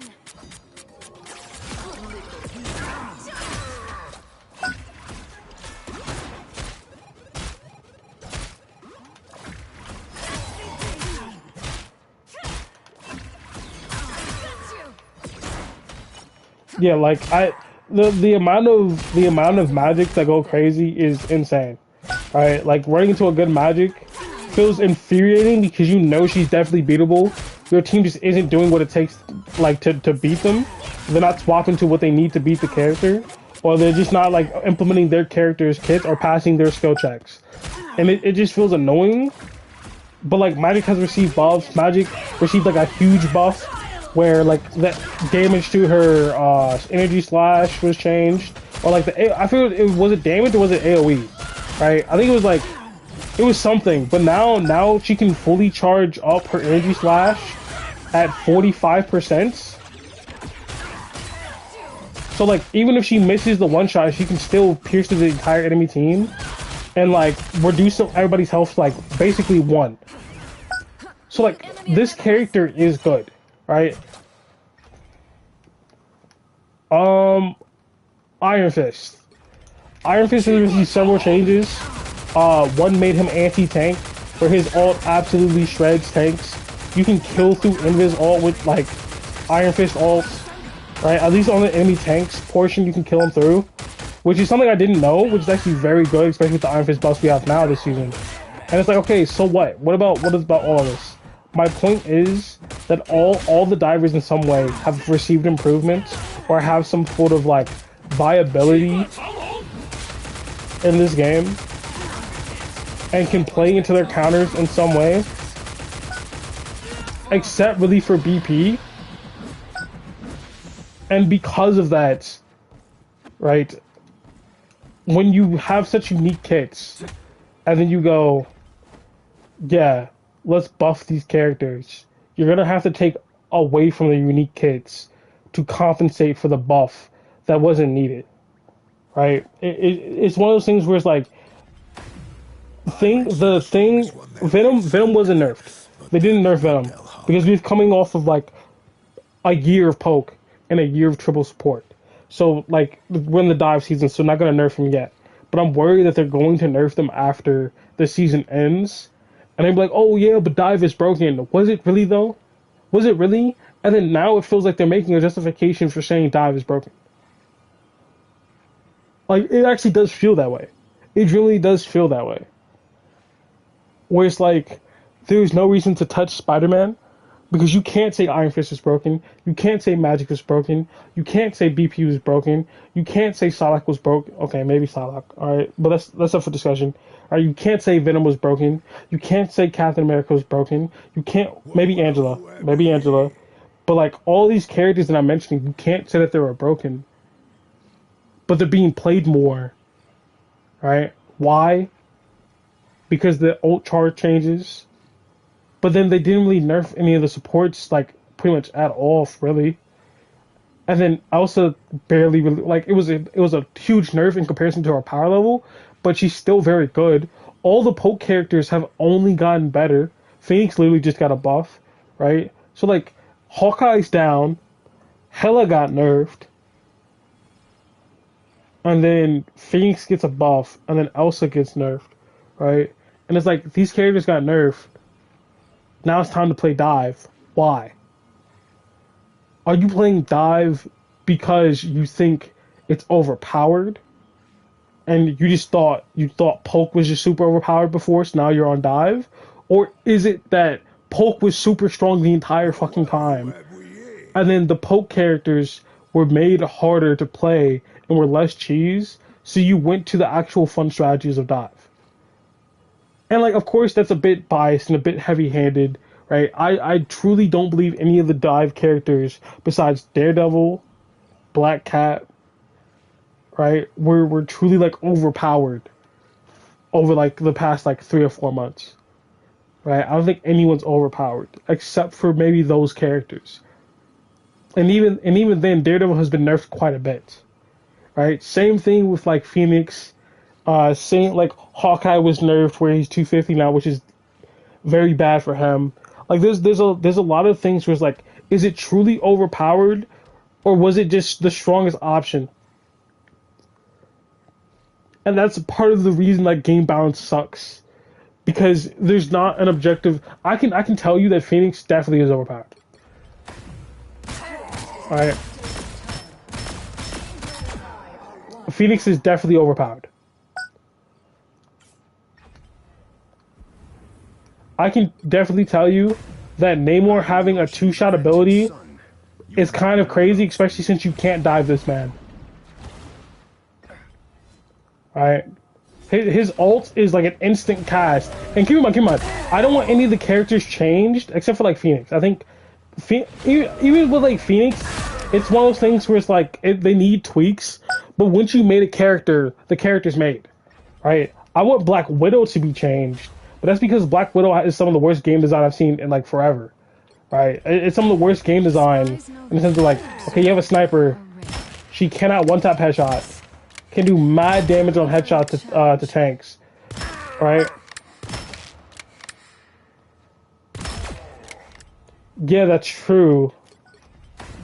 But, like, doesn't everyone do mad damage on headshot to tanks? And then in proportion to the bullets put out, you can be like, yeah, hers is higher, but, like, that means it's less consistent. Because I can shoot down main, and if I miss the head, I'm still hitting something. And the fire rate's high. Right? And then you're like, oh, what's her passive? Black Widow doesn't have a fucking passive. Knowing is literally half the battle. Like, 4 shots to the head. Her ult is first person, which is incredibly annoying. Right? But, like, some Black Widows probably like that, right? And then, like, she has this insta-kill kick that loops into her ult, which means she can get a guaranteed kill on a DPS every so often. You know what I mean? Like, there's stuff to each character, and I like every character, and I think every character has interesting tools. But there's characters like Elsa with an invisible, unbreakable trap. That's like, bro, why? And then she has... Hold on.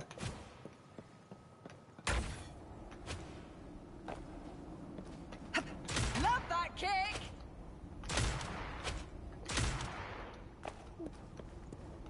Dodge this much. Like, I just mashed buttons, and that killed him. Got you good. Like...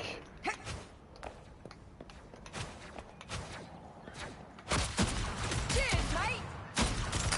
Like, if you hit these shots the way you're supposed to, and not be a bot like me, Cheers, mate. it's a one-shot. Now that's a big gun. It's a one-shot. Love that kick. Wow, 4 in a row. So you gave a character a one-shot knock ability an unbreakable trap that does damage, and auto-tracking bullet that increases your damage on them. Why? And then an ult that's a CC ult that just is a guaranteed kill even through healer ults. On you, mate. Double kill. Why? 3. There's just so much power creep. Where it's like, okay, I heard this falls into like the second theory. Alright, I get it. I'm all over the place. But listen, this falls into the second theory. Right? Oh, keep in mind, when you kill Elsa, her trap still stays behind. It's fucking corny. But this is the second theory. I heard someone say, it was Clouded Rio, that they want to make the lesser known characters more overpowered so they get their time in the sunlight. And that is indeed a theory. My only criticism of that theory, right, and not even to say it's not true, but my criticism of the company, if that is true, is there's no way that you thought releasing a character so strong in a competitive video game would make me like that character. Because I think Elsa's a bitch. I think Elsa's corny. I think if I see an Elsa, I don't think they're cool. I think I don't want to see them. I don't want to see an Elsa in my game ever. When you create characters that are overpowered, but they're overpowered in cheap, mechanically skilled ways, where like, sure, you can be like, yeah, this requires skill, right? Sure, yeah, I can agree that this sequence requires skill, except when you have the baseline skill to do it, it's essentially a guaranteed kill or a guaranteed like amount of damage, and that like a guaranteed like large amount of damage from a CC, which should never be the case. That's why Luna feels bullshit. You should never have a large amount of damage come from a CC. Let me actually slow down so I can hit it.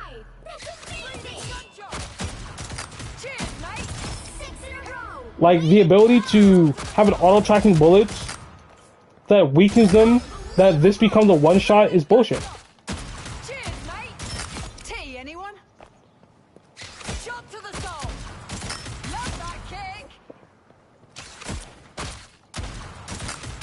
Taste somber. And, like, I'm doing the combo wrong. You can kill faster. And, like, there's burst combos for tanks.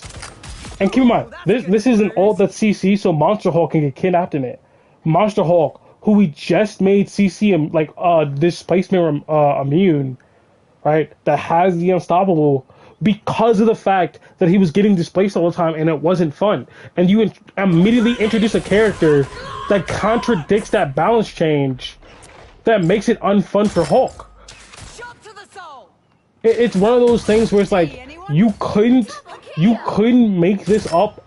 If someone's like, yeah, they're gonna make a decision and then immediately contradict that decision with a new character, like right after, and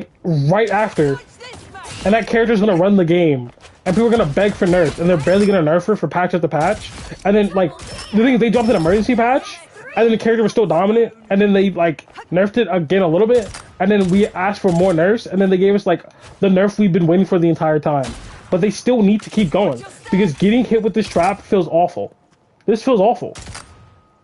This trap should do no damage. If I cannot see it and I cannot break it accidentally, then I should not take any damage for being in it.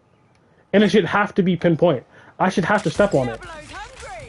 Why does it pull itself into you? And then, not only that, it gives you another dash to go in. So, you know what I mean? Like, it gives you more movement, which gives you bonus health, which makes you harder to kill. It's one of those things that's like, bro, there were so many other decisions you could have made, but you decided to do this instead. And it's like, how do you ever have Wanda be playable against a character who can negate her ult with this, right? Who can burst her down by herself, who has tons of movement, and outranges Wanda at all ranges. Just beats her at all ranges.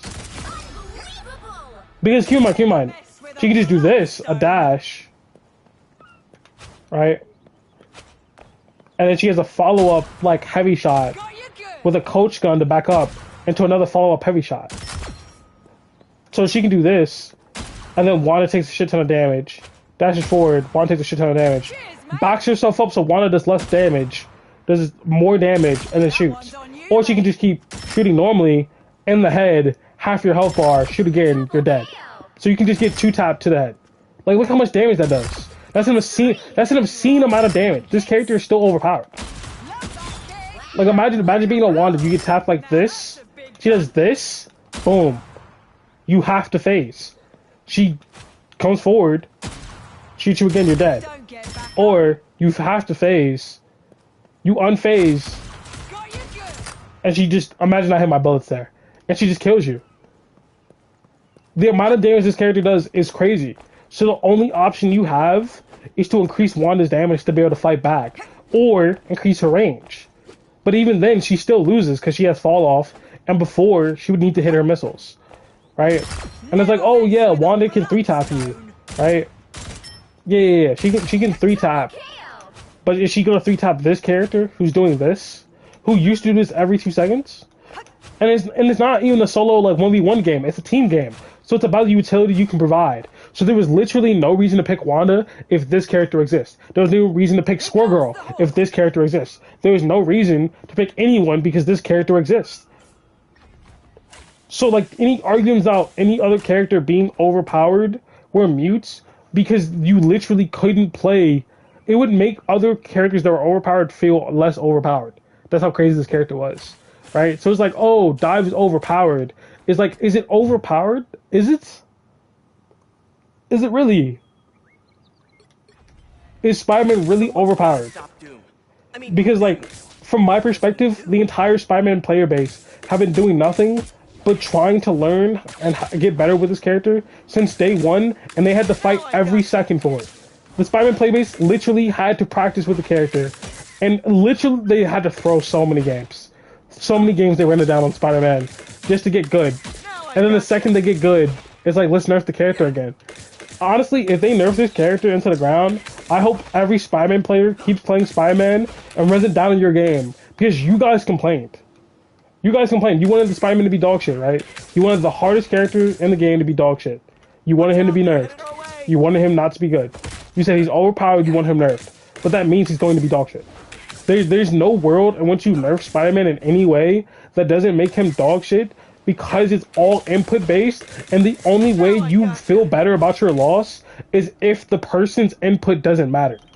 And this is the honest truth. This is genuinely the truth. This character is fully input based. So the only way to make him not, like, good is for the people playing him effort to not matter because of a severe handicap. And if that ever happens, to any character, like when Human Torch was nerfed and no one wanted to play him, I really retroactively wish that people would have just ran it down on Torch and kept losing games. And they'd be like, oh, Torch is like not doing anything. Torch is free now. And then you guys did that. Remember when Flats put fucking BP in like S tier and Boger put BP in A tier? And then he immediately got nerfed, and he was never seen in that close to that rank ever again. Keep in mind, I don't think those people are bad. I don't think Flats and Boger are like bad people, right? I do think they say stupid shits. Where that season they put BP in S, right? And that season they put BP in A. He literally didn't have a change. Like they literally didn't change his gameplay. They just fixed a bug with his kits. So like everything that like people were experiencing with BP was still the same, and they were just like, yeah, he's too strong. And then they changed his bonus health, and then he immediately dropped. Like I think I should go back and like look at that tier list. Look at both of their tier lists. Go back, I promise you. And then following season, he was immediately dog shit. Like apparently, all it took was the bonus health. Apparently, the bonus health was all it needed. Like you know. Everybody was really struggling doing that last little bit of HP. Every last one of them, right? And then they nerfed they nerfed the sound where his footsteps are louder. Then they made it that what's the word? His footsteps were louder. They added a trail. They reduced his cooldowns to. I'm getting the nerfs out of order. So like what they first did, his first nerf was reduce the bonus health. And then the season that Boger and Flats were talking about, that I'm talking about there, they nerfed his cooldown, his miss to 10 seconds. and he immediately was never seen again. No, seriously. Like, when you see a BP, do you think, oh, this guy's gonna be good, or do you think this might be a throw? As in, if he isn't actually, like, low-key smurfing, we're gonna lose. And even if he isn't smurfing, right? I mean, let's say he is smurfing. If he misses a single dash, you're down a whole teammate. If Spider-Man doesn't have his pull, he can still get a kill.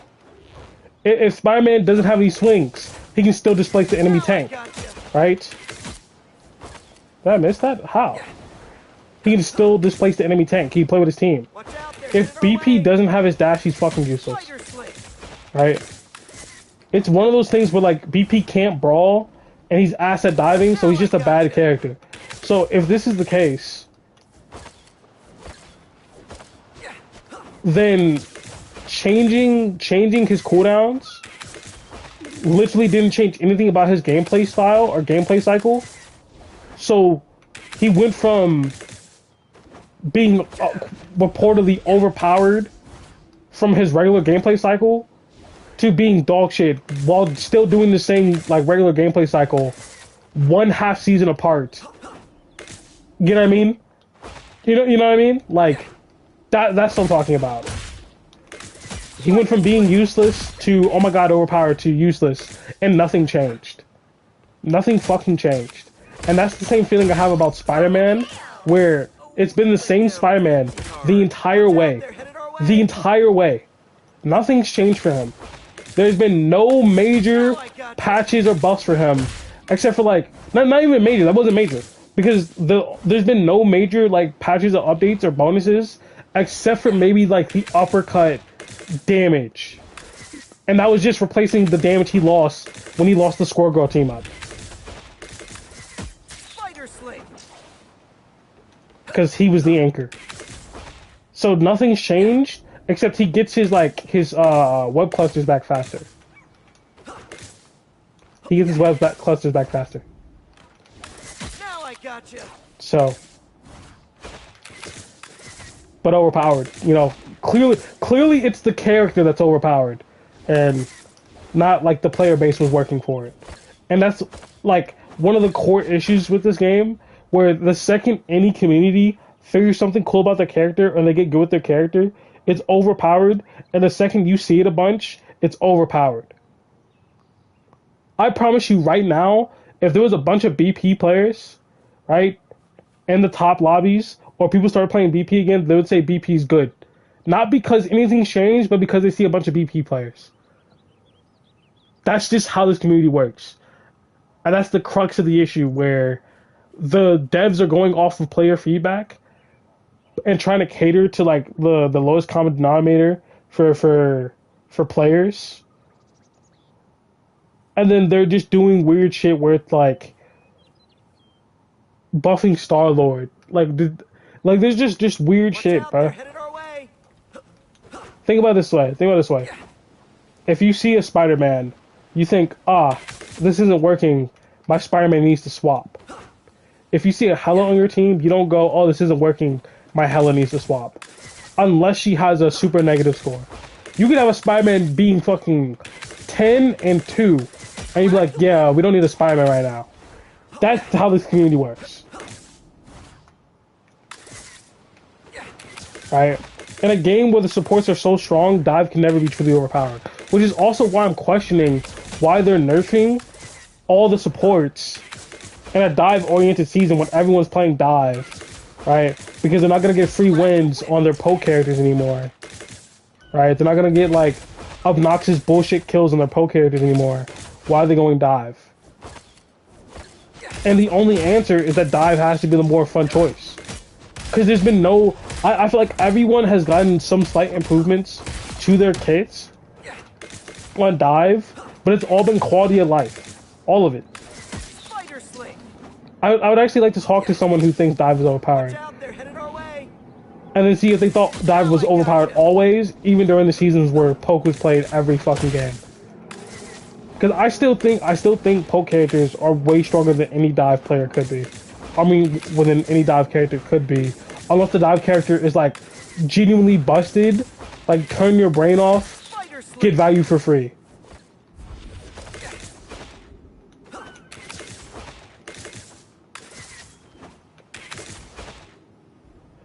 Anyway, I've done enough talking.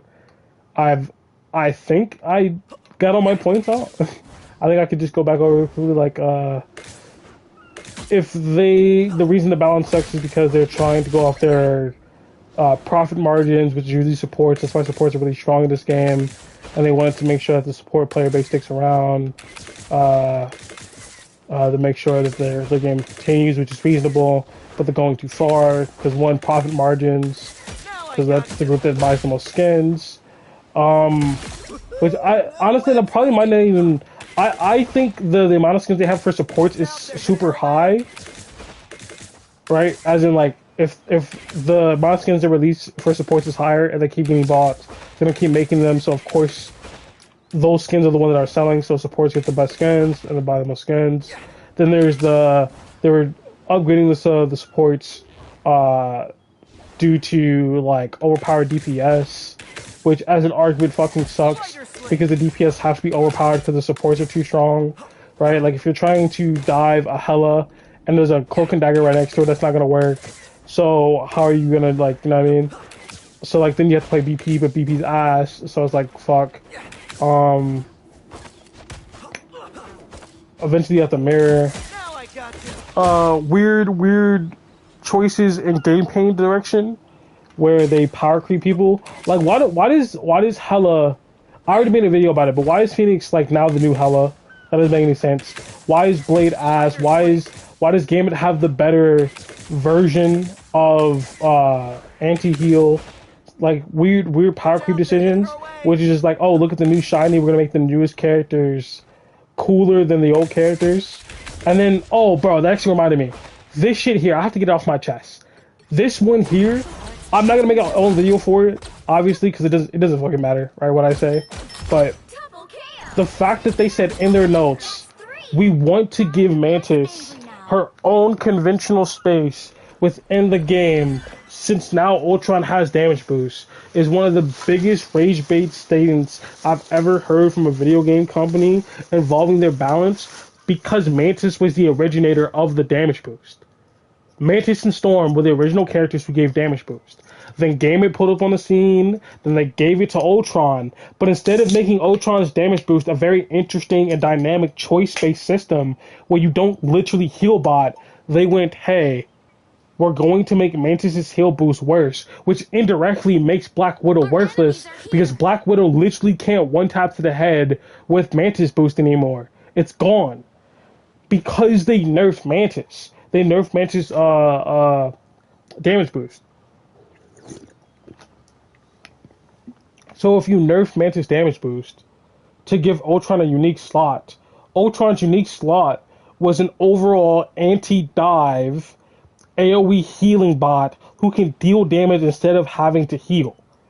That was his slot. That was his slot. He literally was stealing off of Mantis, except he was doing it easier. And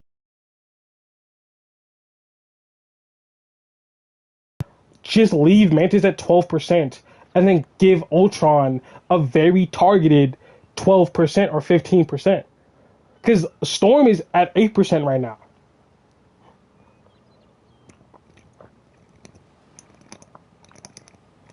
Our enemies are here.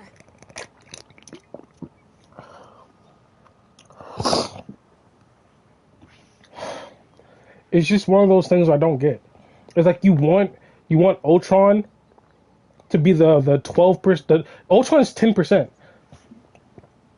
You want Ultron to be a unique character in comparison to Cloak and Dagger. I mean, not Cloak and Dagger, Mantis. But he already is.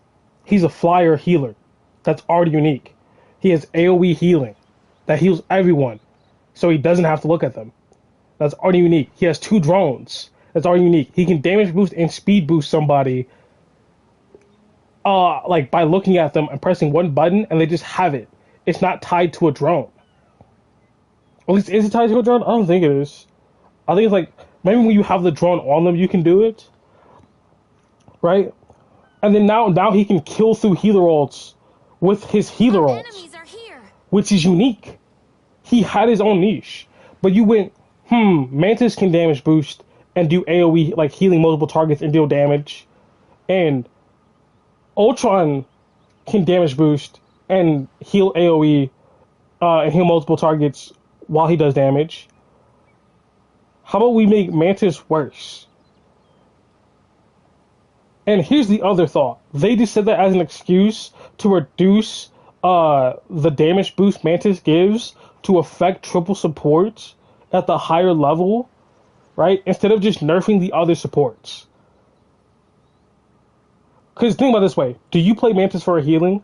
No, you play her for her damage boost. As in, you play Mantis for the damage boost and triple support. You play fucking Mantis for the triple support damage boost. That's the reason you play Mantis. That's the whole reason. That's literally the whole reason. So it allows you to play the triple support playstyle with the actual damage by making the sacrifice of playing a skillful character. Because Mantis isn't flashy. She's all skill based.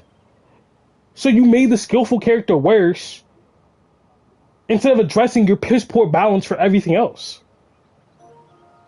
You don't want to try and balance everything else, so screw it.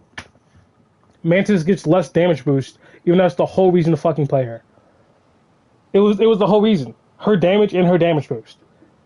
But if Ultron has a better damage boost anyway, and he literally can just keep shooting and never has to use his leaves. I mean, like, never has to use leaves. He just puts drones on people, and then, like, forgets, and then can give himself bonus health, and is a flyer. Then, hey.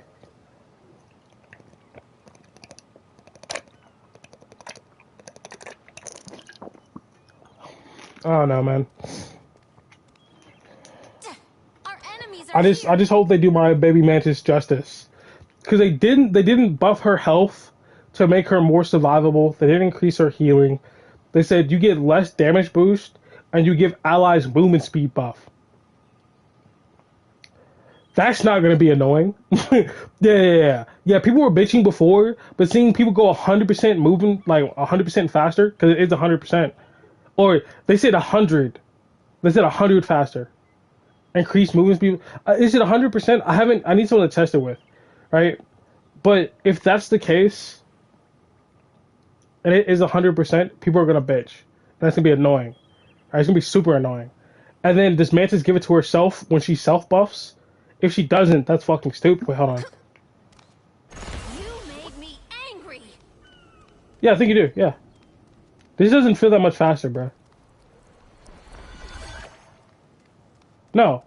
Our enemies are here. This is just her regular. Because when she's at a comp, like what is? Hey, bro. I'll just have to see it in game. Sure, let's just go play a game. We're gonna play a quick pub match, and then we're gonna play Mantis and see. Cause Mantis is like the only healer like I actually like. I think other healers are cool, but The right heroes could make all the difference. all right, where's Mantis? Life energy is a powerful weapon against evil. Let's see what that damage boost is like. It just sucks, bro. Like, why nerf Mantis damage boost? Like, why could it not stay at 12% and you just give her the speed increase?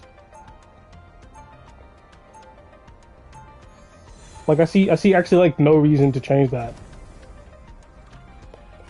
And if it's like, oh, we can't buff her because she's good in high level, like high elo, but no one wants to play her at low elo, it's like, okay, so don't make 100. Just give her a small boost, or make her harder to dive. Because I see no reason why you would, because she's truthfully a third support option. That's honestly just where we're at. She's the third support. You don't pick her in second support because she's too easily diveable. She has too low health, and her healing output is not that good, and she's not CC immune to her ult. So like she just fucked over in all regards, except she can damage boost and do high damage. So she fits in third support perfectly. And you just made her worse at the thing she wanted to do.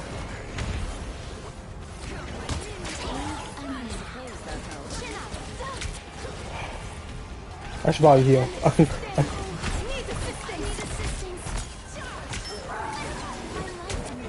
I do not have my CC. Yeah, you are getting walked down. That's a headshot. Weak. She's weak.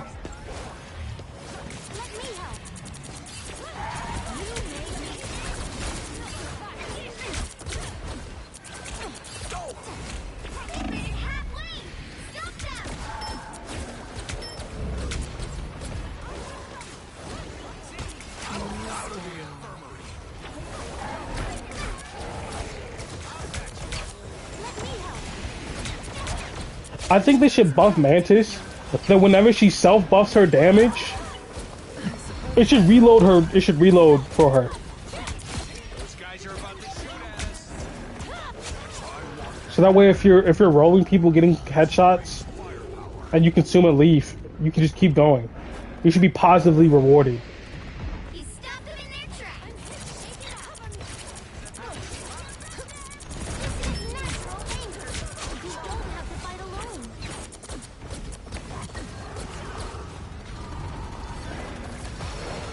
That missed.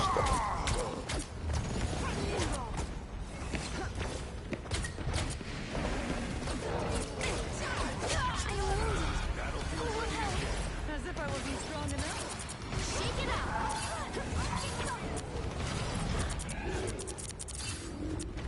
You don't have to fight alone. You stop them in their tracks. It's natural. We are undefeatable. You are nothing.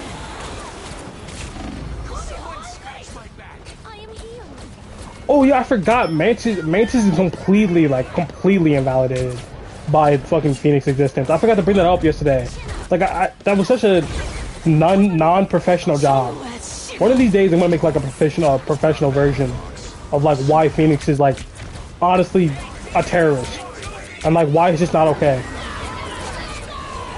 Cause it's just not okay, I man. am ready to put on a show.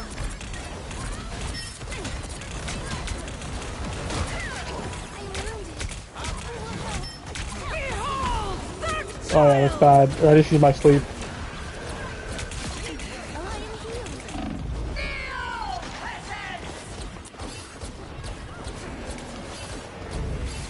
The Punisher is down.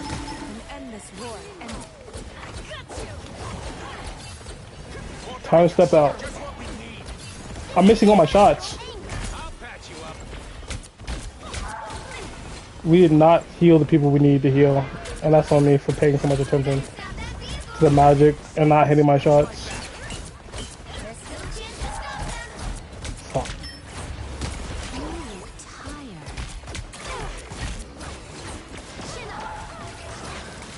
No, he's out of line of sight.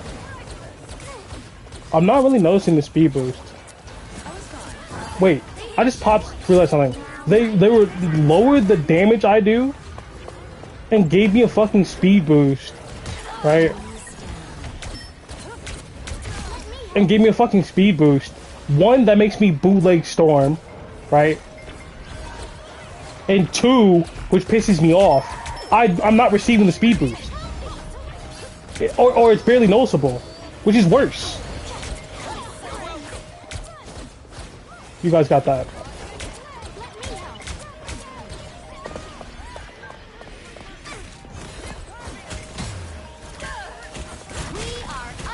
I'm not dying. I don't care. I don't care. I don't give a fuck. I don't care. No, she's like one, right? You are nothing. No, not Big Dino. Not Big Didi. Oh, I'm finna call Daredevil Little Didi from now on, bro.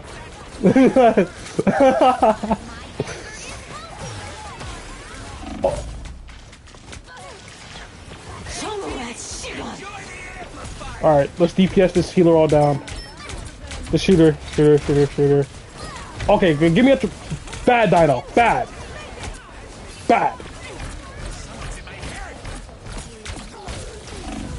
Okay, that's me overextending. I don't lie.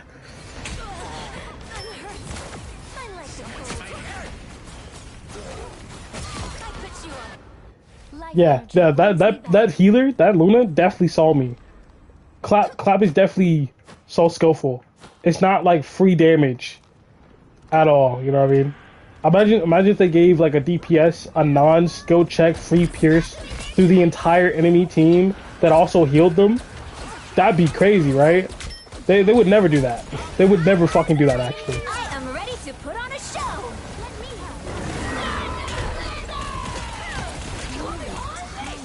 help. You woke him up. Fuck it, bro. You got me a healer all. Come back. I'm trying to get some of that McLovin. Oh, no skill shot.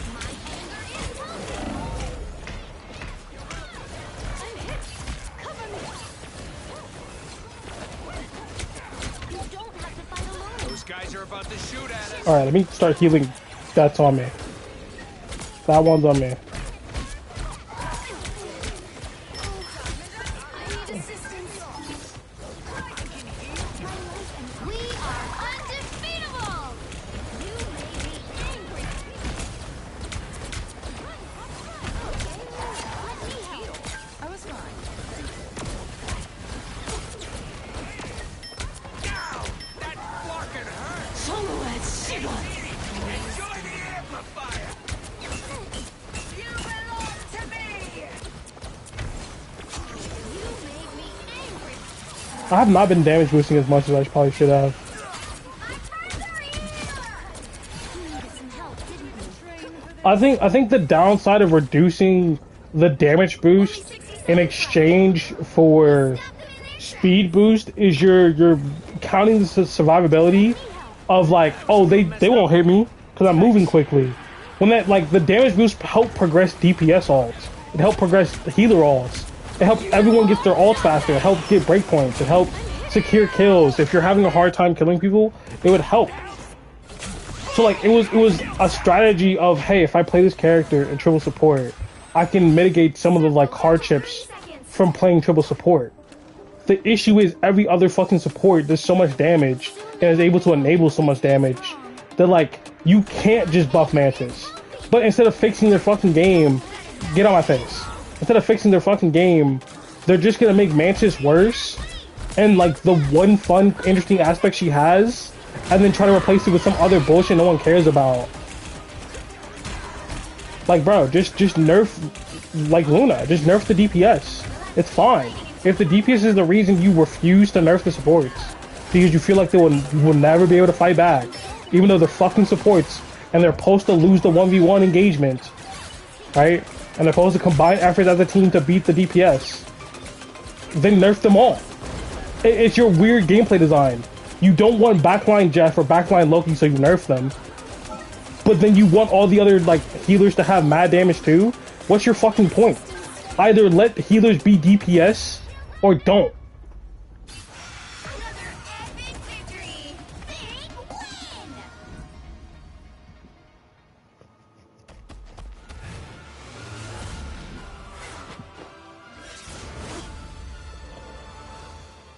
Big win. Come on. As Mantis, I'm supposed to be DPSing and enabling my team, and you made enabling them worse. What a fucking joke. But that's enough for me. I think this season's gonna be questionable. I hope they revert the changes like they did with Rocket, where they went from 25 damage boost back to 45. I think of all supports, Mantis deserves just to be good. I don't know. Maybe I'm alone in that.